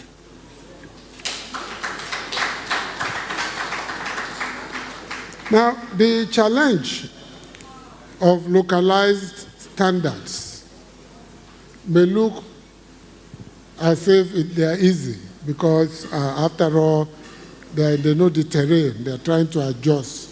Yeah, if you're in the riverine area where you have to take a boat and anything can happen, we can talk of starting time of the exam. There may be vigilators that get to the riverbank and say, oh boy, I can't enter this canoe. I know it has an engine. Then if he remembers Junior Pope, he say, that's how Junior Pope died in the river. I'm not going for this exam. So there can be room for making some adjustments here and there. But individual schools have their regulations governing internal exams. And these regulations may address scheduling and duration of internal tests, permissible resources allowed during exams, dictionaries, calculators, what have you, procedures for handling suspected cheating. As chairman of basic education, we had such challenges. Somebody is caught. Now, Governor Pikino, let's try and. No! Particularly in the universities where children of professors do a lot of things they shouldn't be doing. They say, he's the son of the dean, he's the son of professor. No! A crime is a crime, irrespective of who commits it. So disciplinary measures for examination misconduct has to be standardized and enforced. And it's only by strengthening the law and strengthening the organization and let it be seen that that is being done by the National Assembly that parents and the public will begin to take it seriously. While these regulations can complement national legislation, their localized nature creates inconsistencies across the education system. Students moving between schools might encounter different examination formats and procedures, creating confusion and disadvantages. Furthermore, the need for a standardized national framework raises concerns about the overall quality and fairness of internal examinations compared to national standardized assessments. It differs from place to place. I know of a maid who used to go with me to my village. And one day she came and said, Oga, I want to go and find work elsewhere. I said, what happened? He said, I have 8 credits now. You? How? Where? That all the time we used to go to the village for campaign. She wrote exam. But those are the challenges that the rural areas pose for Neco and even other exam bodies. I'm not talking about excessive charges, 48,000, 58,000 to register for Neco, which is not true. How much are you charging now? 22,250. But go outside anywhere in this country. Students, parents are being charged between 45 and 60,000 to register for Neco exam. The diversity of the federal political arrangements, the autonomy of states, and the contentious issues between public and private schools also create problems that we need to resolve. Similarly, I have talked about that schools that don't even want to write the exam. But national examination laws, we cannot do without them. I've taken time to look at a few other countries in Africa, South America. They have national standardized laws. And we don't need to reinvent the wheel. To address issues like standardization and fairness, credibility and integrity of the exam framework, adaptability and future-proofing, harmonization with international standards. Excuse me. I believe that a clear and comprehensive legal framework demonstrates a commitment to quality assessment practices, and this will potentially enhance the international recognition of Nigerian qualifications. Now, how can the National Assembly collaborate with Neco and other stakeholders to look at this law? The National Assembly must carry the public along like we always do, through public hearings, targeted engagements, special engagement with civil society and those that have interest in this sort of issue. But I do believe that if we promote this agenda of a standardized legal framework for national examinations through stakeholder engagements involving the National Assembly, Neco, educational stakeholders, teachers' unions, school administrators, parents, teachers associations or parents associations, civil society, we can come up with something that will be acceptable to almost everybody. This collaborative approach ensures and assures that the legislation reflects current needs, anticipates future trends, and incorporates the diverse perspectives of those involved in the educational system. This is urgent, and it is important we initiate this conversation like yesterday. Legislative review and update, I think this will be the work of the National Assembly, and I believe that with the kind of membership we have for the committees, they will do justice to this. Similarly, if you take a look at the Decree 1933 of 1999, now an Act of the National Assembly, you will also see areas of weakness which have been identified in the paper. The definition of malpractice in that law is so weak that if you take anybody to court, if you have a lawyer like Dr. Patrick Umar, the person will go free, though he's a member of this committee. If you need to look at it again, and you need to invite some of these young people to tell you how do you do it. That is very critical. How do you do it? What are the new methods? Talk to the headmasters, to the principals. They will amaze you with what they have. And you admit to yourself that you are old school. It's not a crime to learn, even in old age. Penalties for offenders. You know, there are certain things you play around with, but in reality, you are laying a terrible precedence. I have always argued that basic education, if you get it wrong, you can never get tertiary education right. There is no way, because they are linked. If you produce rubbish in the primary schools, they will carry it into secondary schools, cheat in exams, cheat in JAMB, get into the university, join the relevant court, and threaten the lecturer to pass them. Simple. And then you recruit them into Ministry of Education. And you know the damage they can do there. It will complicate your work for you. So let's not look at, when I talk of penalties here, I'm not prescribing anything here. The committee will do that. But they should be very strict. So strong that Nigerians will say, Haba, when I want to kill these children, yes, we won't kill them because they want to kill themselves and kill the nation. The criminals roaming all around today, this is how they started. If you can cheat successfully in honorary better, you will cheat in all others. And that's how billions will disappear when you become officer in charge of a budget. So I think the penalties should be for malpractice.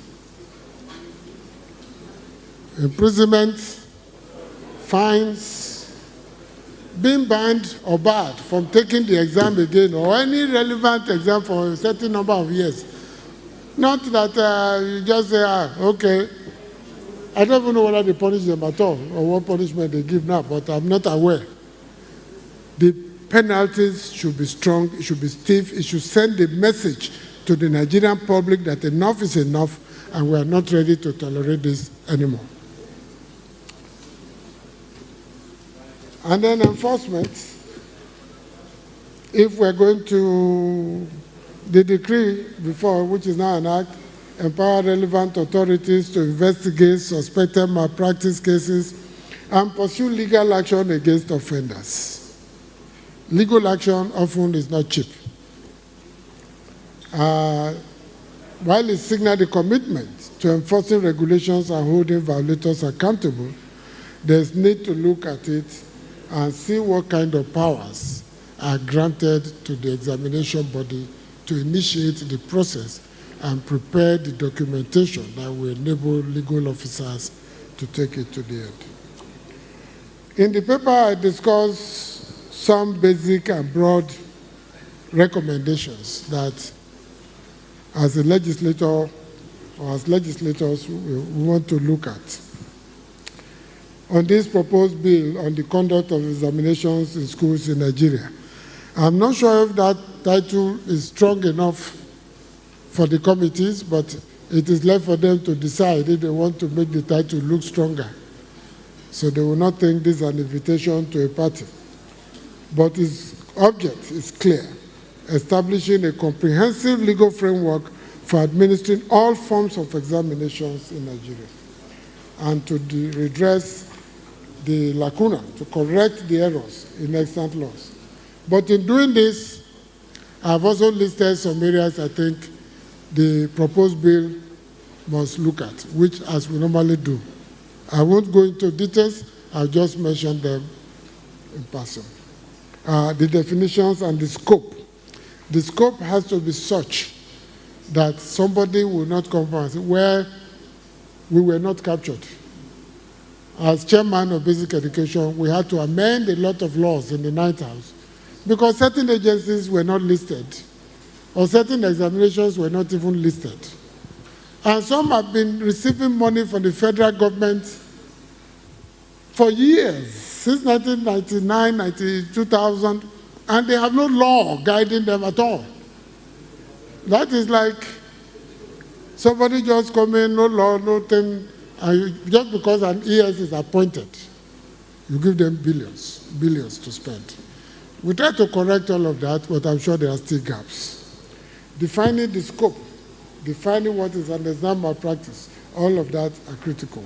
The roles and responsibilities of stakeholders in the sector are very important. And it's good to carry along that whole body of stakeholders. Examination development and administration, we've talked about this before. Technology in exams. Now that this CBT is now computer-based testing, is now very popular, we also must define how far it will go. Would it replace the exam completely? Are there papers it can cover? Are there some that should be exempted, and why? I think the use of technology is critical, and there is nothing wrong in doing an exam now and knowing your result immediately. But we have to be careful that, as the Yorubas say, the person who made the pencil also made the eraser. So that your technology is not hacked before you start using it, and as you're putting in the answers, it's giving you the one you didn't anticipate. Very important. The issue of malpractice we've talked about, dispute resolution and grievance procedures. Even the pupils must have an easy access to reach the relevant authorities to protest whatever issues they feel aggrieved about. In this country today, many issues are close to you. It's like trying to reach your bank on a weekend. You won't know which number to call. Your account officer is at a wedding, and doesn't pick phones, and somebody has just withdrawn almost everything from your account. That's where you will note this point is very important. Monitoring and enforcement, very important. That one, we're familiar with all of that. I don't need to go into that. And review and update.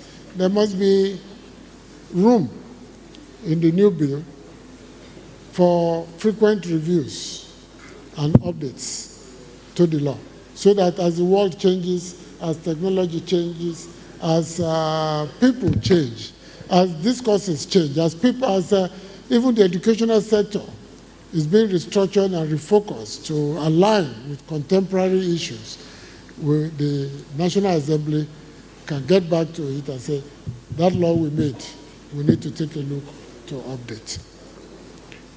Let me conclude this talk. I'm not going to do the work of the committee. I'm not even a member of the committee. The chairmen are here. I'm just a friend of the committees.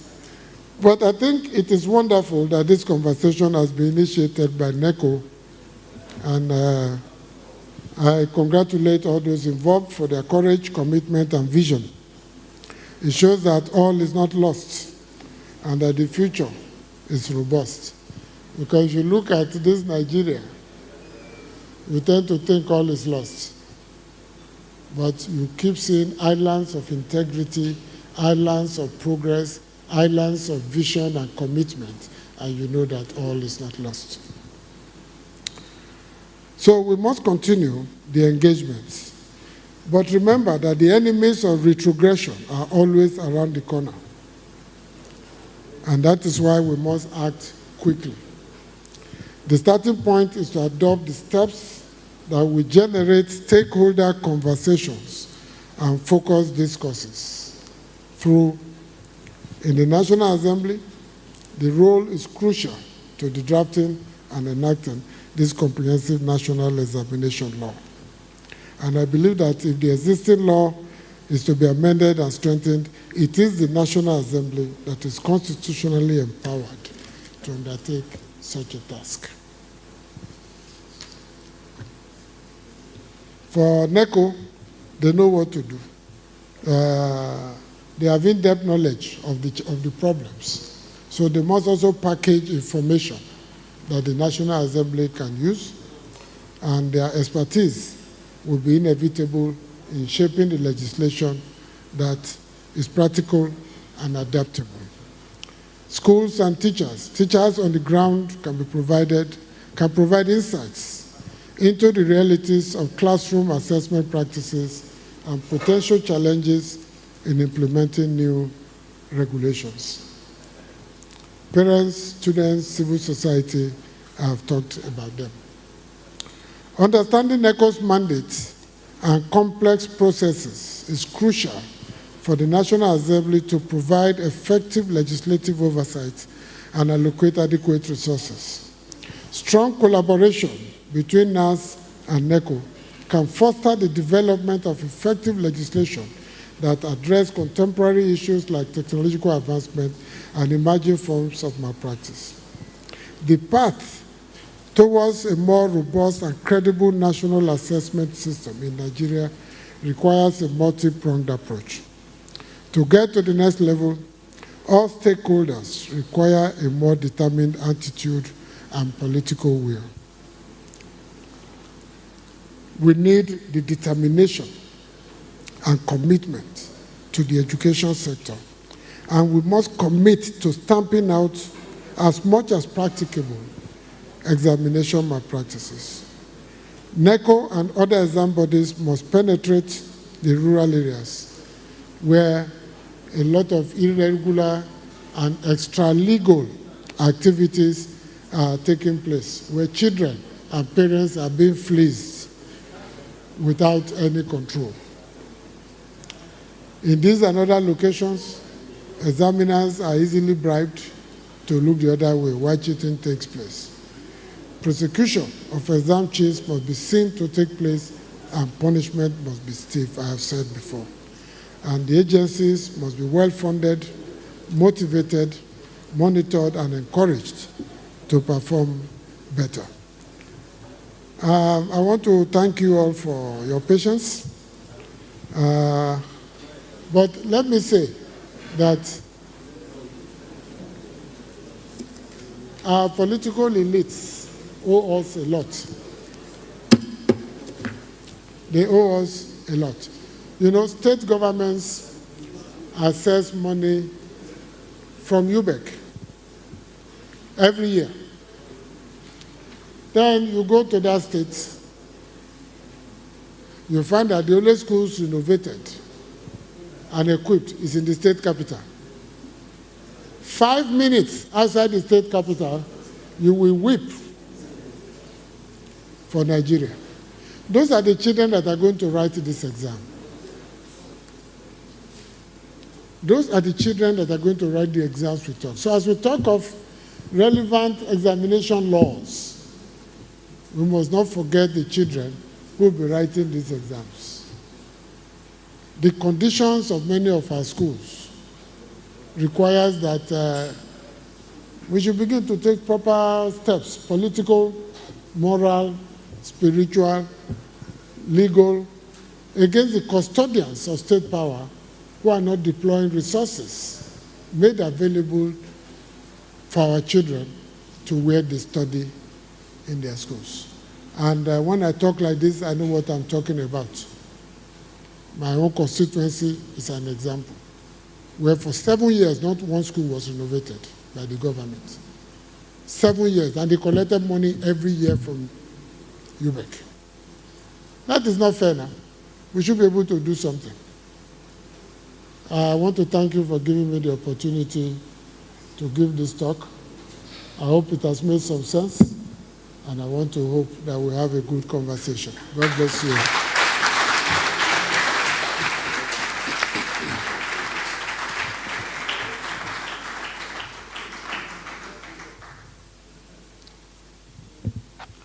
Thank you very much, Professor Julius Ihombere. I refused to be confused by you. Yes, what am I trying to talk about? I thought a politician was talking to us. I never knew that an astute academic was also addressing us. But I am not surprised because the appellation prof to his name is not misplaced. Ladies and gentlemen, Professor Ihombere has demonstrated knowledge of the issue at stake for which we've gathered here, and he has exhibited it succinctly. Please, can we give him another round of applause?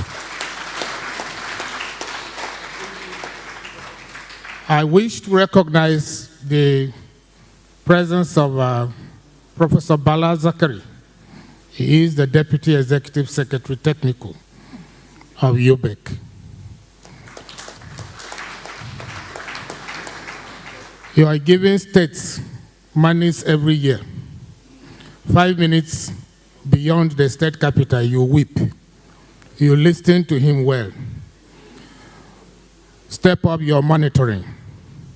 Hajia Binta Abdulkadir, Director, Secondary Education, Senior Secondary Education, Federal Ministry of Education. You're welcome, ma'am.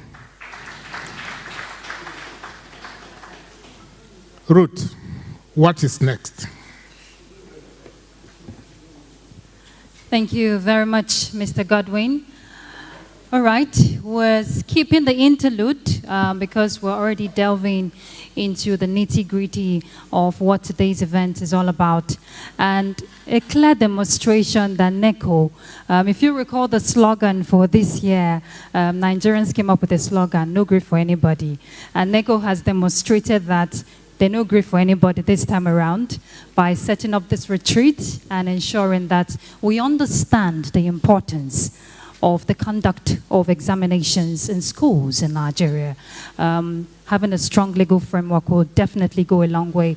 And while Prof was speaking, I was just thinking in my head, I wish schools administrators, the private sector, I wish they're here, because most of this impunity thrive mostly in the schools, and no more to that. Well, as bridge builders, as contributors, distinguished senators, and members of the House of Representatives, the ball is in your court. It's time we call on another contributor, the Deputy Majority Leader,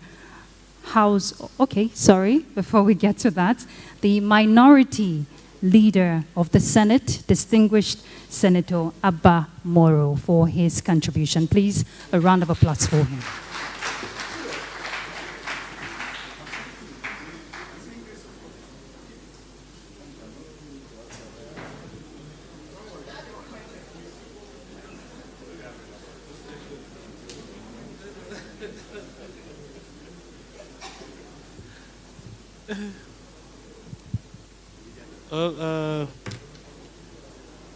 The chairman of this occasion is already absent, and I want to especially recognize my colleague, my chairman, distinguished members of the Senate and the House of Representatives that are here. The day is fast spent and the protocol has been properly established. And so I will just render my own little perspective.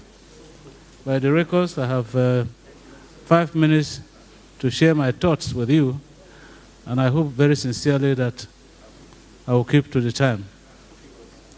But let me say that this gathering, this retreat, is very timeous, very necessary, and it is my hope that at the end of the day, this body should be able to learn from the perspectives that will be rendered for a better administration of examinations in Nigeria. And that is why I want to thank the Council Registrar and Chief Executive that has put this program together. If you look very discernibly on the Neco and its establishment, you will recognize that the legal framework for its establishment was much later than its establishment. 1999, it was conceived. In 2002, it came into force or existence. And so if you look at it in that way, the imperatives of proper legislation for examination administration in Nigeria definitely is more than ever before a necessity. Because Neco cannot exist in a vacuum and without any legal framework within which to operate and dispense its mandate. And so you also recognize that Neco is not the only public examination body that we have in the country. And if you look at it from all directions, there are varying perspectives and perceptions of examination bodies and their efficiency and effectiveness. And so today, if you hear about examination malpractices, the imperative of it is that the legitimacy and credibility of the certificate that you get from it becomes an issue. And so you want to think about the universality of the acceptance of results that you get from Neco examinations that will be based on the performance of Neco of its mandate. And don't forget that in recent times we have been inundated with claims of illegitimate certificates from WAEC and even from universities. And of course, that casts aspersions on the credibility of the certificate that you get from such bodies.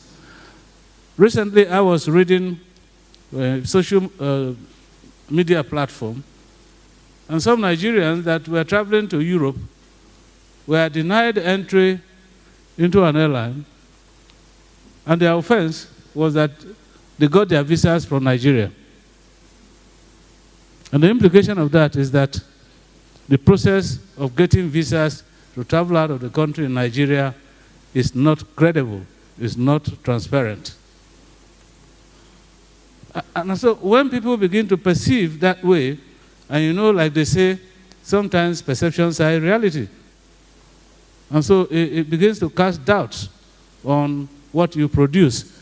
And so today, Neco is, by this retreat, asking for some level of collaboration between the National Assembly and the body to be able to properly discharge its responsibility. Of course, there is no doubt about it. The duty of the National Assembly is to make laws for the good governance of Nigeria. And so, if Neco desires a framework, a legislative legal framework with which to discharge its mandate, I think that the National Assembly will be more than too happy to oblige them. But I want to say that since Neco has stayed on board for quite a time and implementing policies to discharge its mandate, I think there is need for an increasing collaboration between the National Assembly and Neco so that National Assembly can bring out the legislative legal framework that can serve the purpose of the existence of Neco. Today, there is no doubt the world is dynamic. What is constant in the world today is change, and challenges abound. You will be surprised that if you ask some students today, either in secondary school or even in the university, to send you the name of their university, many of them don't know. And even where they know, they may even write it very wrongly, misspell it. I mean, all of us experience it every day. I experienced one yesterday. I'm in Osman Danfodio University. If you see the Danfodio and the rest of them that the person wrote, you'll be surprised whether the person is in the university or not. If he's asking for assistance from you, you will doubt whether the person is actually a student. And that is the challenge, for instance, that Neco has. Because the tendency of students in that category is try to cheat. And if they do, and come out with certificates that they cannot defend, it casts a credibility challenge on the institution. And so I want to say that, yes, you face that very, very altruistic challenge. You also face the challenge of money. But the challenge that you face very seriously is the challenge in changing technologies and environment.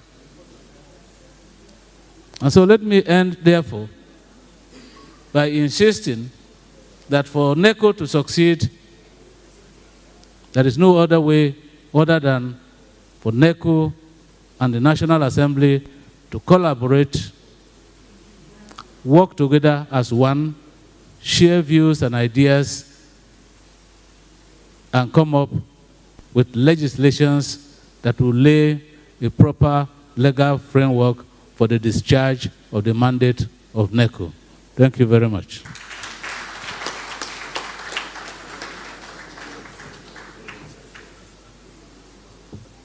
Thank you very much, Senator Abamoro, for your contribution.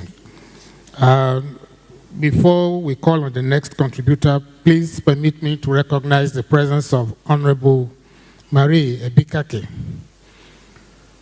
Honorable Amobi Godwin Oga, Honorable Dr. Patrick Umar. We also recognize the presence of Honorable Ahmad Kalambaina and Honorable Joawo Adeni, a Vice Marshal retired. We recognize the fact that you're there and we welcome you.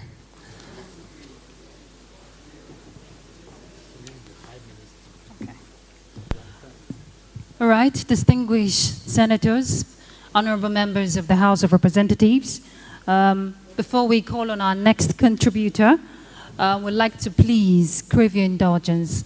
We want to keep to time. We've just been informed that lunch closes at 3:30, so we want to please beg you when you come up, let's do 5 minutes. Whatever you want to say, please. We'll have a repertoire at the end of the day so you can send in your contributions there. Thank you for your cooperation. Our next speaker is the Deputy Majority Leader, House of Representatives, Right Honorable Abdullahi Ibrahim Halims. Please, a round of applause for him.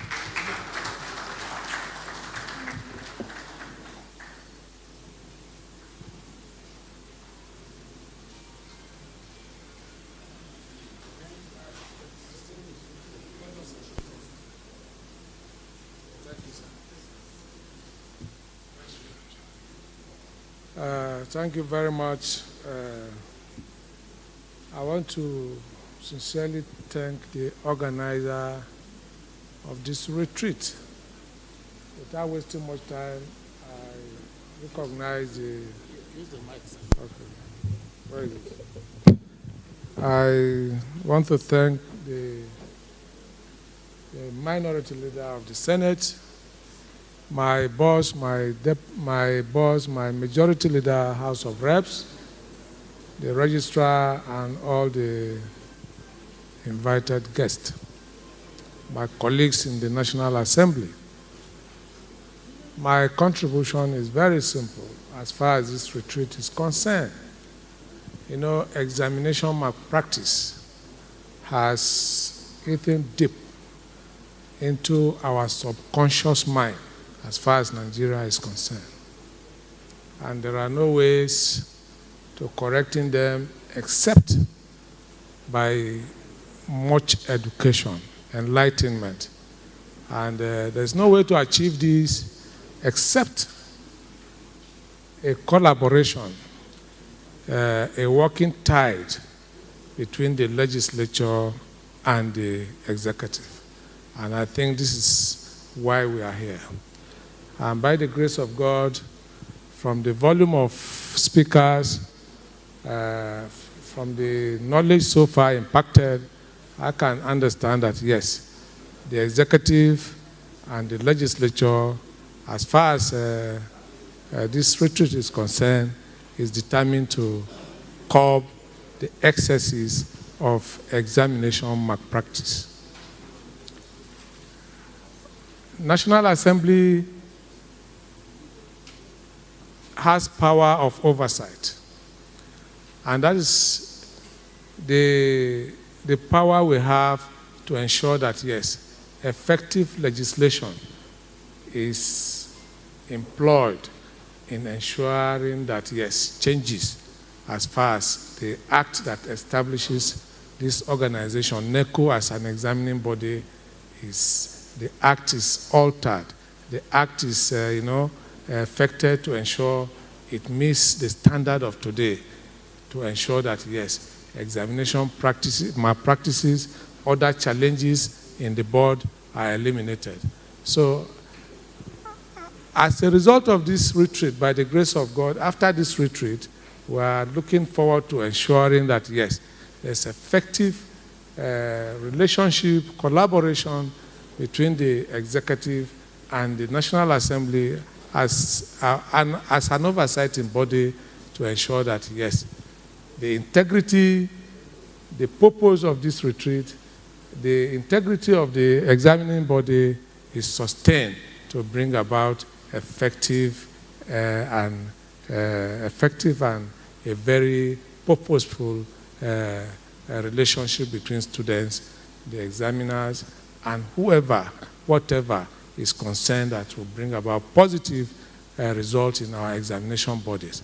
Thank you, and thank you very much.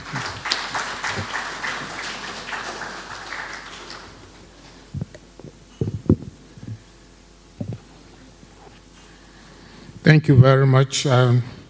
Those were the contributions from Deputy Majority Leader, House of Representatives, Right Honorable Abdullahi Ibrahim Alimas. We are making progress, and we are also conscious of time. I invite contributions now from the Chairman, Senate Committee on Education, Basic and Secondary. Ladies and gentlemen, Senator Lawal Adamu Usman. You're welcome, sir. Yes. Good afternoon, ladies and gentlemen. My distinguished colleague, my distinguished senator's colleague, minority leader of the Senate, distinguished senators present here, the majority leader, Federal House of Representatives, and his deputy, and members of House of Representatives. Good afternoon.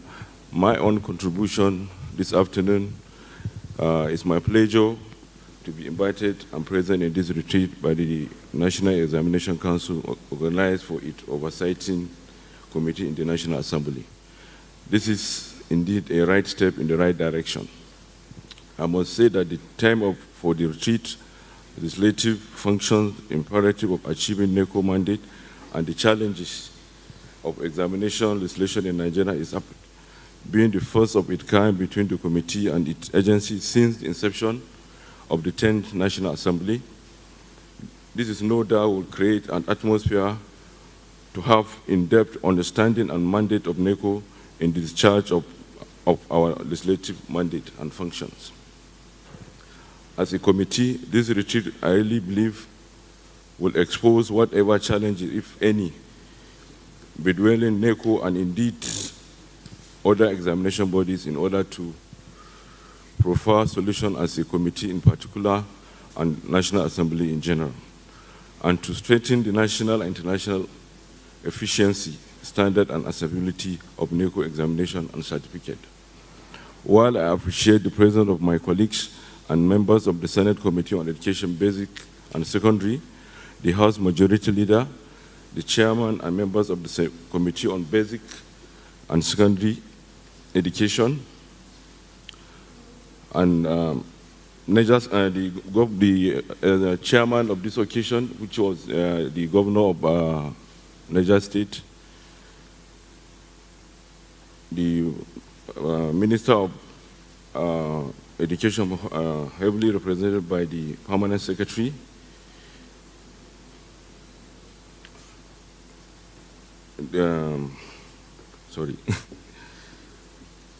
as all other invited guests, I must equally say that in exercising the relative powers bestowed on the National Assembly by Section 4 of the Constitution of the Federal Republic of Nigeria as amended, the committee will not fail to comply with Section 88 of the same Constitution to ensure that Neco strictly operate within and achieve its mandate.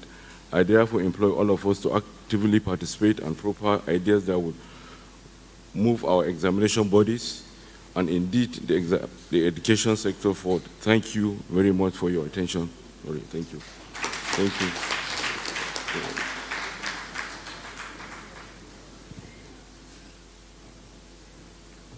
Thank you very much, Senator Lawal Adamu Usman,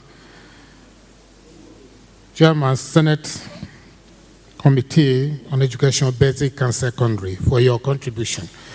A round of applause for him, please. I invite the House Committee Chairman on Education Examination Bodies. Ladies and gentlemen, join me in welcome Honorable Oboku Ofoji for his contributions.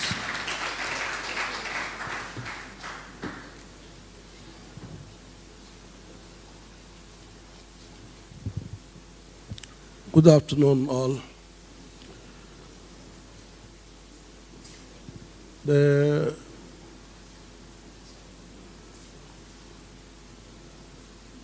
the leader of the House of Representatives,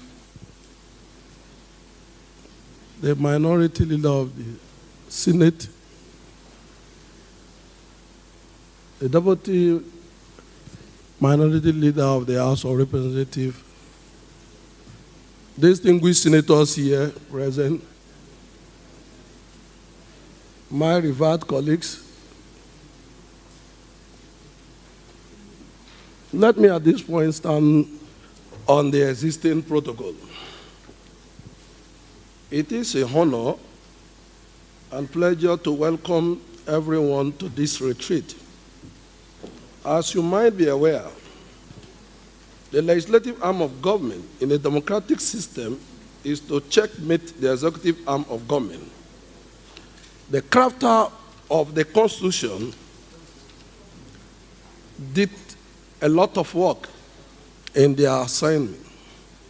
They consider the Legislative House of the National Assembly first before any other body. The 1999 Constitution, as amended under Section 62, subsection 1, stated that the Senate or the House of Representatives may appoint a committee of its members for such special or general purpose as in its opinion will better regulate and manage the using such as a committee, and may by resolution, regulation, or otherwise, at its think fit, delegate any function exercisable by it to any such committee. Based on this section of the Constitution, the House Committee on Basic Education Examination Bodies was constituted and charged with the responsibility of 1. Approval of the yearly appropriation of the agency under its jurisdiction. 2. Ensuring legislative oversight. 3. To make amendment, repeal, or enactment of the Agency Act, if any. 4. Annual budget estimate. Section 80, subsection 3 and 4 of the 1999 Constitution of the Federal Republic of Nigeria as amended stated that no money shall be withdrawn from any public fund of the Federation other than the Consolidated Revenue Fund unless the withdrawal of those funds has been authorized by an act of the National Assembly. Furthermore, no money shall be withdrawn from the Consolidated Revenue Fund or any other public fund of the Federation except in a manner prescribed by the National Assembly. Also in Section 89 of same Constitution stated that for the purpose of investigation under Section 88 of the Constitution and subject to the provision thereof, the Senate or the House of Representatives or a committee appointed by Section 62 of this Constitution shall have power to A. Procure all such evidence, written or oral, direct or circumstantial, as it may think necessary or desirable, and examine all persons as witnesses whose evidence may be by material or relevant to the subject matter. B. Require such evidence to be given on oath. C. Summon any person in Nigeria to give evidence at any place or produce any document or other thing in his possession or under his control and examine him as a witness or require him to produce any document or other thing in his possession under his control. Given the above, it is clear that the National Assembly conspicuously work with the ambit of the Constitution. I want to state categorically that any ministry or agency of government operating against the Constitution of the Federal Republic of Nigeria, which is supreme, will face the consequence of the law. The behavior of MDAs towards undermining Parliament and institution of National Assembly will not be tolerated. It is pertinent to note that some MDA should not take the invitation for interaction or interactive section and the request for document by legislative arm as form of witch hunting. Lastly, the non-submission of document as requested or refusal to appear before Legislative House Committee will not solve the matter, but rather compound issues for such MDAs. The Ministry of Education and its agency should synergize and collaborate with Parliament to develop educational sector in our country. Thank you, and God bless all of us.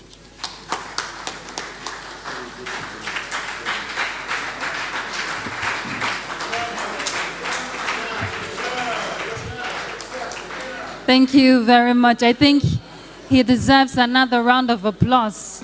Thank you. That's the Chairman, House Committee on Education as Examination Bodies, Honorable Oboku A. Ofoji. Thank you very much for reading out those laws for us. All right, and it's that time where we call on other stakeholders in the examinations bodies. We have the representative of the Executive Secretary of UBEC, that's the Universal Basic Education, Dr. Hamid Boboyi, being ably represented here by Professor Bala Zakari, Deputy Executive Secretary, Technical, UBEC. Please, a round of applause for him. Thank you.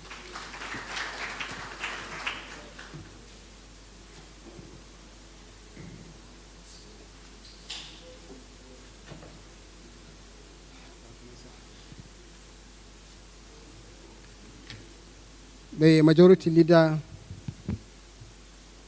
House of National Assembly, House of Representatives, the Chairman, Senate Committee on Basic and Secondary Education, the Deputy Leader of the Federal House of Representatives, the Chairman, House Committee on Examinations Body, and Minority Leader of the Senate, our host, the Executive Secretary, Neco, and Chief Executive, Executive Secretary, NERDC, other executive,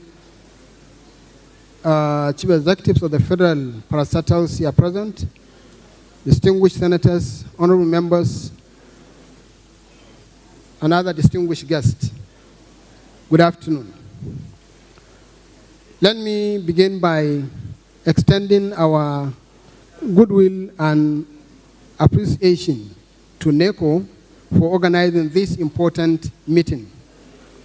Similarly, I would also want to extend our appreciation to the keynote speaker, Professor Uhumbare, who indeed have demonstrated his wealth of experience in the academia and, of course, as immediate past chairman of Basic Education Committee in the House of Representatives. As for us in UBEC, we are partners with other bodies, especially Neco, in delivering the education for basic and secondary education. For our own part, the 2004 Act has made give room for UBEC to facilitate access, equity, and quality in the implementation of basic education in the country. On this note, UBEC facilitates access of the federal government assistance to states. It do not own a school, but it facilitates the implementation of basic education at state and local government. So all the funds given by the federal government are normally utilized by the state, and therefore we expect the state to make use of all the funds given. However, we embark on monitoring, and it is on this that we have reports from the various monitoring exercises that inform our decisions and our policy decisions in many issues. Our own suggestion and advice to Neco is to improve and insist on the arrangement to partner with the National Assembly to fine-tune the law governing the conduct of examinations, especially Neco, which is our own homegrown regulatory body for examinations. This, in our own case as well, the National Assembly is looking into reviewing the UBEC law, among others, to help facilitate how this implementation of basic education in the country could be addressed. Once again, we appreciate the organizers of this, and we hope Neco will keep it up, as this is timely, and we assure you of our cooperation wherever necessary under the Federal Ministry of Education. Thank you very much.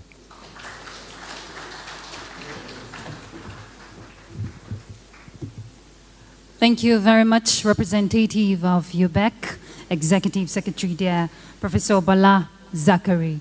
Next speaker will be the Executive Secretary, Nigerian Educational Research and Development Council, Professor Ismail Junaidu.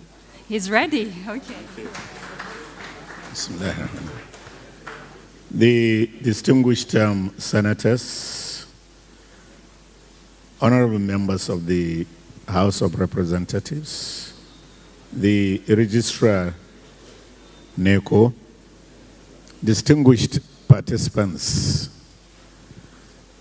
as we all know, Nigerian Educational Research and Development Council is charged with the responsibility of developing the curriculum that Neco drives for its examination syllabuses.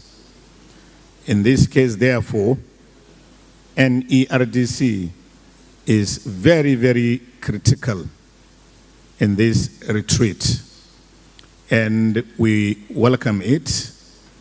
It is a very good forum for the legislatures to understand very well the operations of the examination body, this national examination body, with a view to improving its functions.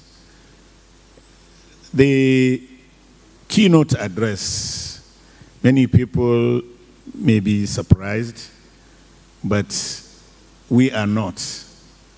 Professor Ahombere, when it comes to education, he has very, very big passion, and he doesn't hide his feelings and how to get the education sector correct.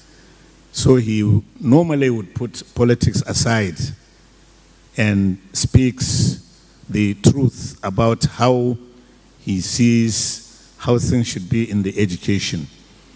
I would advise that Neco should study very, very well the keynote address to sieve out the very, very important points that have been made towards improving the legislation on the examination body. This is even more so with our distinguished senators and House of Rep members, because some guideline or outline has been made to the areas that we need the legislation, not only on Neco, but on the conduct of examinations in this country. On this, on behalf of the Nigerian Educational Research and Development Council, we commend the effort of Neco, and particularly the cooperation of the legislature in this regard. We look forward to a very robust and acceptable legislation that would move our examination bodies, particularly Neco, forward. Thank you and God bless.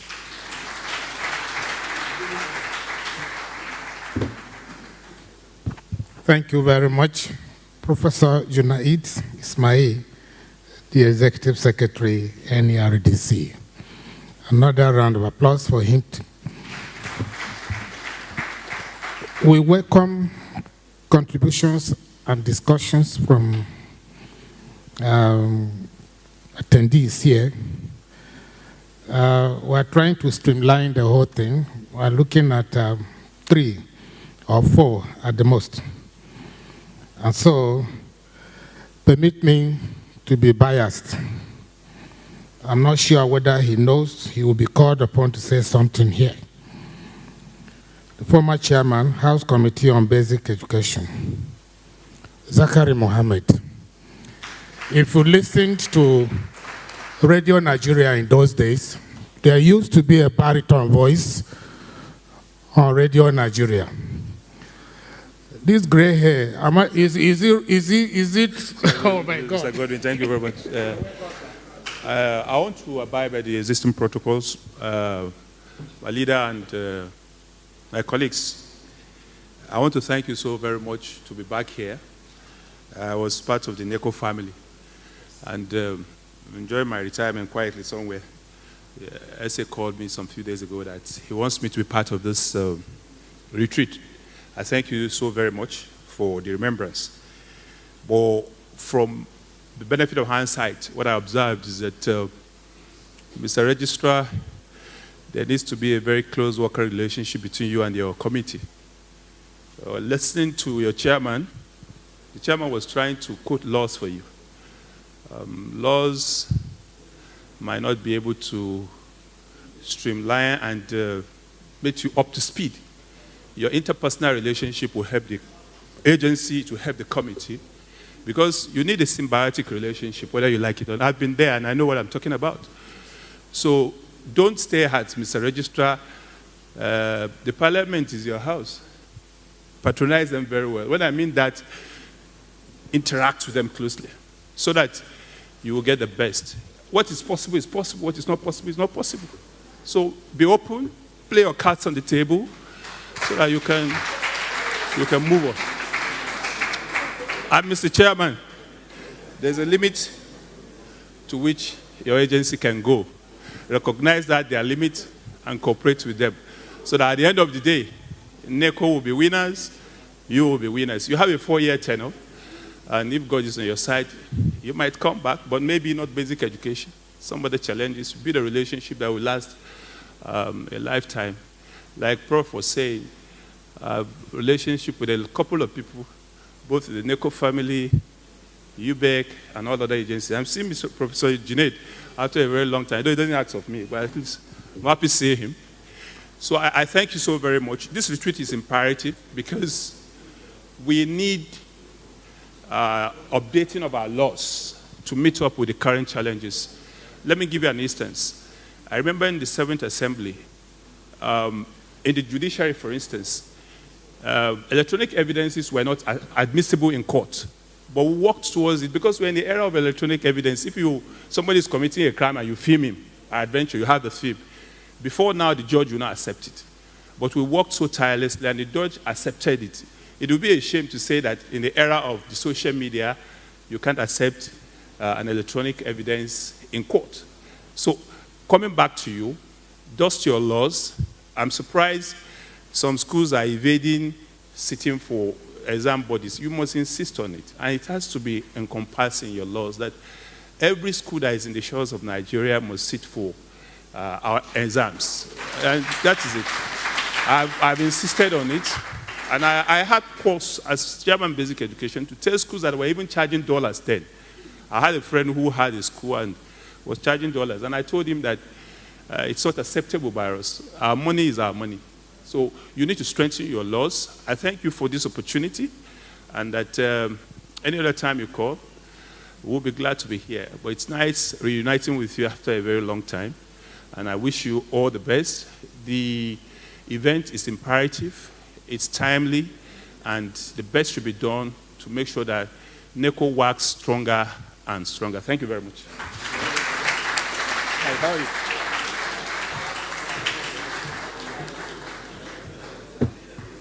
Thank you very much. Is that?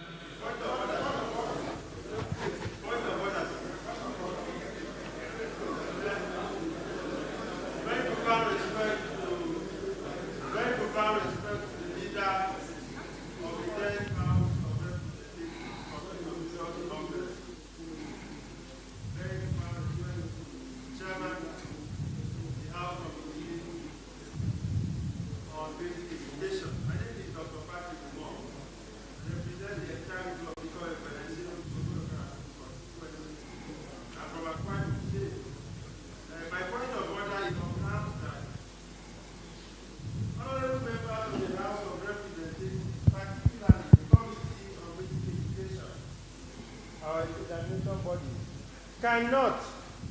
cannot come for a retreat and not given the opportunity to express their views. We are the representatives of the people. So my point of order, the relief on the point of order is that your list, the list of the MC, be suspended to enable honorable members make contributions as the representatives of the people of Nigeria. That's my point of order.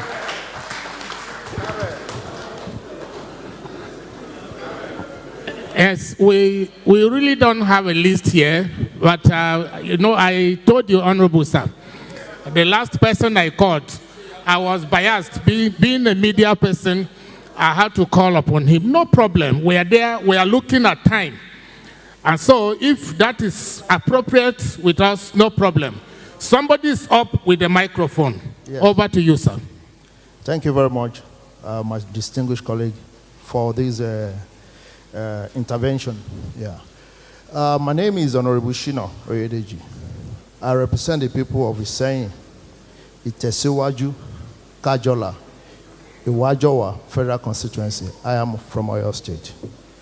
All protocols still remain as it is.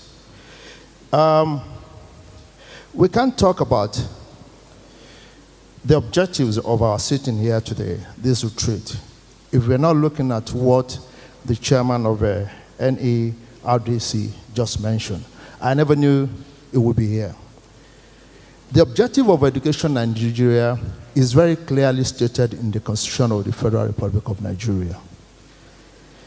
Be as it may, we have in this our Nigeria many schools, because I'm still talking about people who try to evade sitting for Neco, any other examinations in Nigeria. How could they want to sit when what they have and what they advertise is British American curriculum in Nigeria? They will advertise Turkey, UK curriculum in Nigeria. We're not running the same curriculum. Mm-hmm. So how could they write an exam? So we need to start from there. I'm not sure whether a representative of the Ministry of Education is still here. This is one. Because there's no way we can talk of qualitative education through the certificate raised and issued by our examination bodies if we're not looking at how our curriculums tailored towards the objective of education in Nigeria. That is one. We need to work together very well on this. The issue of better school teachers training was raised by the House leader. Yes, in most of our schools today, universities as well, and you cannot attain that level of being in the universities if you do not pass through Neco, WAEC, or whatever.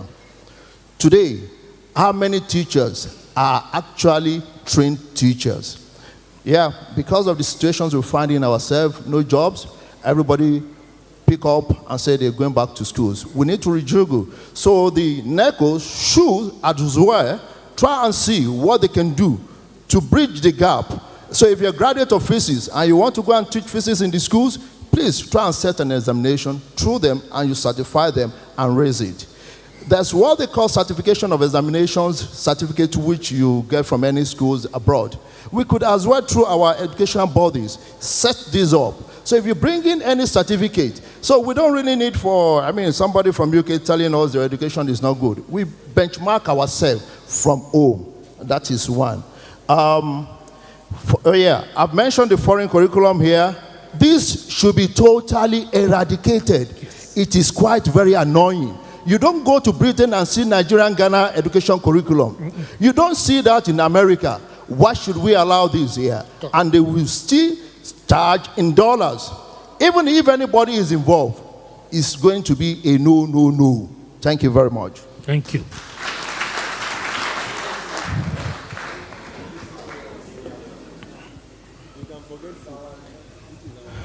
Thank you, the leader of the House, and our other leaders here, and our host. My name remains Honorable Amobi Godwin Oga. I represent Nigeria through the good people of Isukwato and Umunochi Federal Constituency, and from Abia State, the best working governor.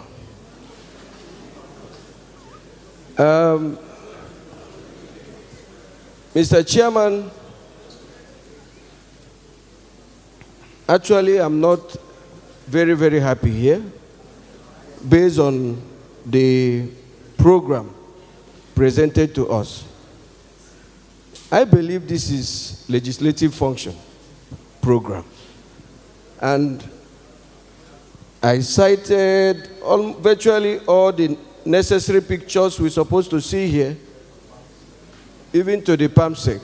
But we did not see the picture of the chairman of this committee and the Senate. And I want the registrar or the whoever that is in charge of this, either Neco or the Neco, to issue a public apology on this. Because we cannot accept this. It's an insult. It's our event. So we should be in charge. We should be able to moderate and direct how this program goes. Thank you, and may God bless us.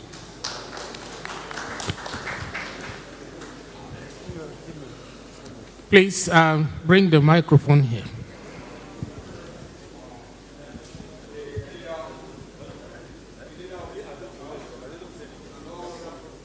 Is the mic on? Okay, the leader of the People's House and other protocols duly observed. Mayor Vice Marshal Joao retired, and I represent the good people of Ekiti South Federal Constituency 1 from Ekiti State. Sir, I think all has been said here, but I just want to add my voice to one aspect of education in Nigeria, that is continuous assessment.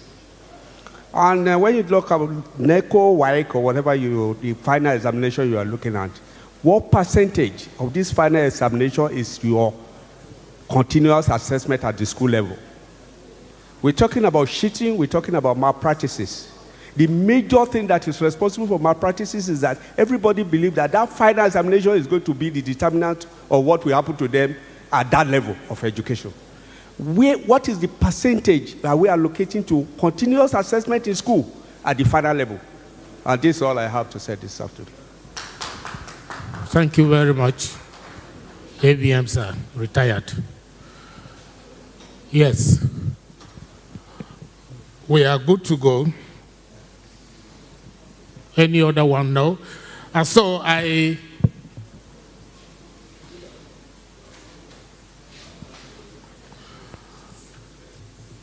think they whispered to me here, Registrar Chief Executive, sir, that you have a presentation to the keynote speaker.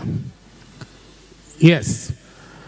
They whispered to me here that you have a presentation for him, and this is the time, because I can see the leader of the House and keynote presenter is already up.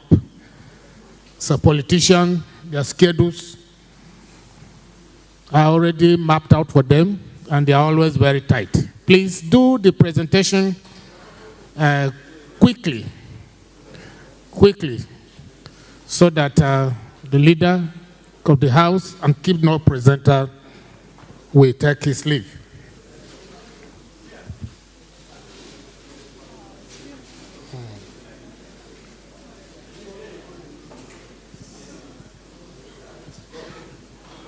Please extend the microphone to the registrar.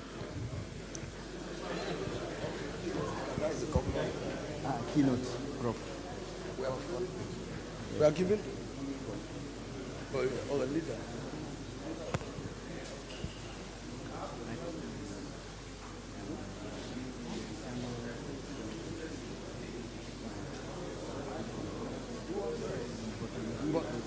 Okay.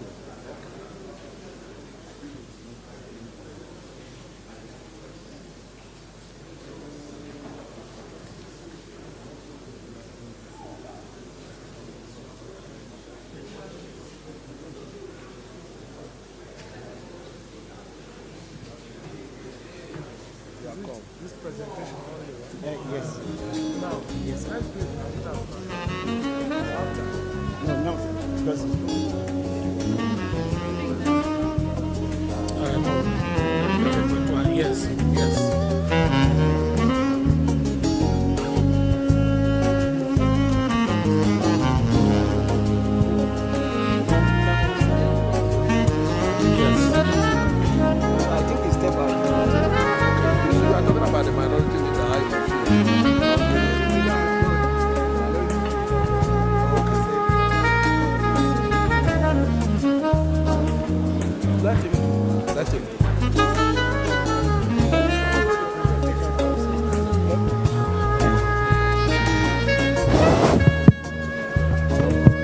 Thank you very much. Thank you very much, MC. And I want to first, before we present this appreciative plaque to the keynote address speaker, first and foremost, apologize for the oversight on not featuring the pictures of distinguished senators and the House of Reps members on the program. On behalf of myself, my management, and all staff of the National Examinations Council, we said we are very sorry for the oversight. Thank you very much. On behalf of myself, management, and all Neco staff, to the glory of Nigerian children for which we are gathered here, we are pleased to present this plaque to the keynote speaker,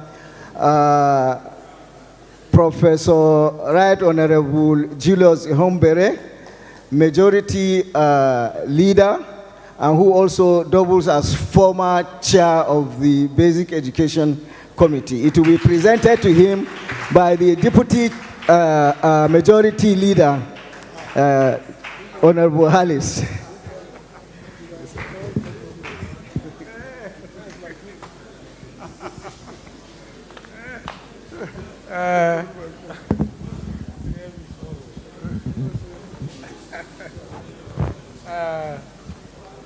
Thank you, everybody.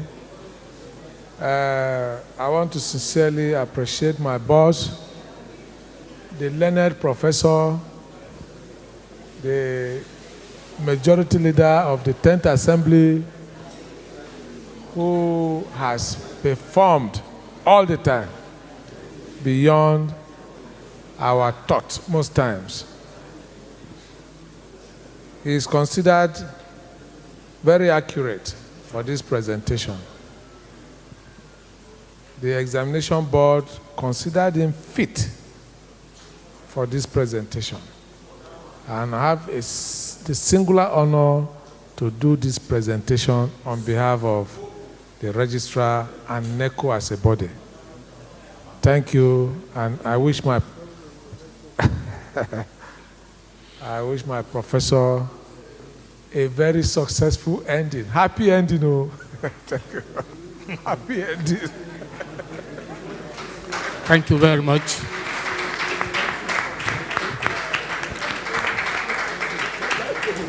Congratulations, Prof.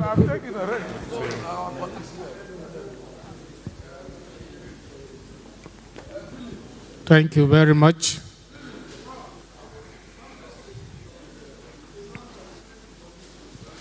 Yes. Yes, yes.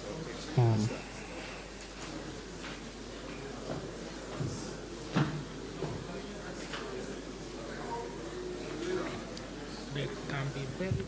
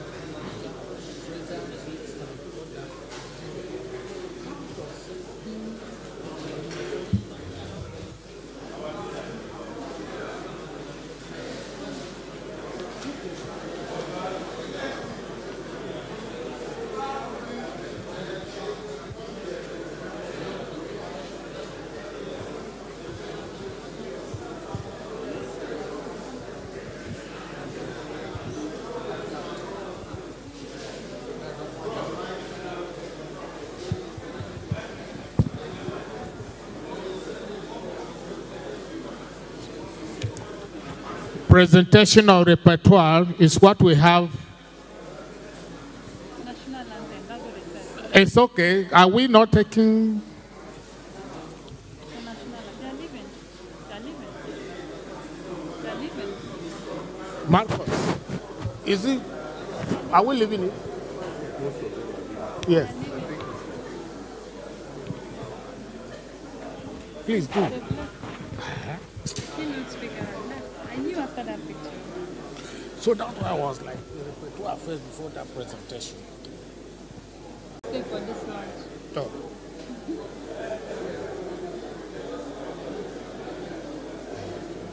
They finished now. See, they're all Certainly, leaving. yes.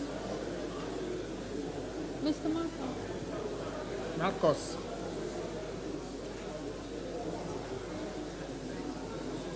They've left. Who are they?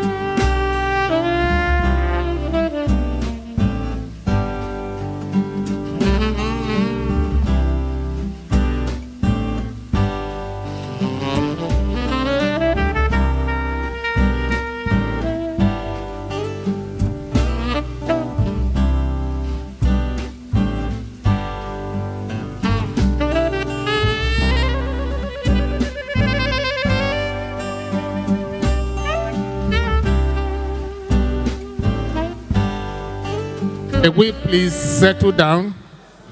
We want to take. Okay, you're welcome. Presentation of repertoire, ladies and gentlemen. Join me as I recognize the Director of Human Resource Management Department of National Examinations Council, Mrs. Folake Eweje, as she steps forward to present the repertoire. The director, ma'am.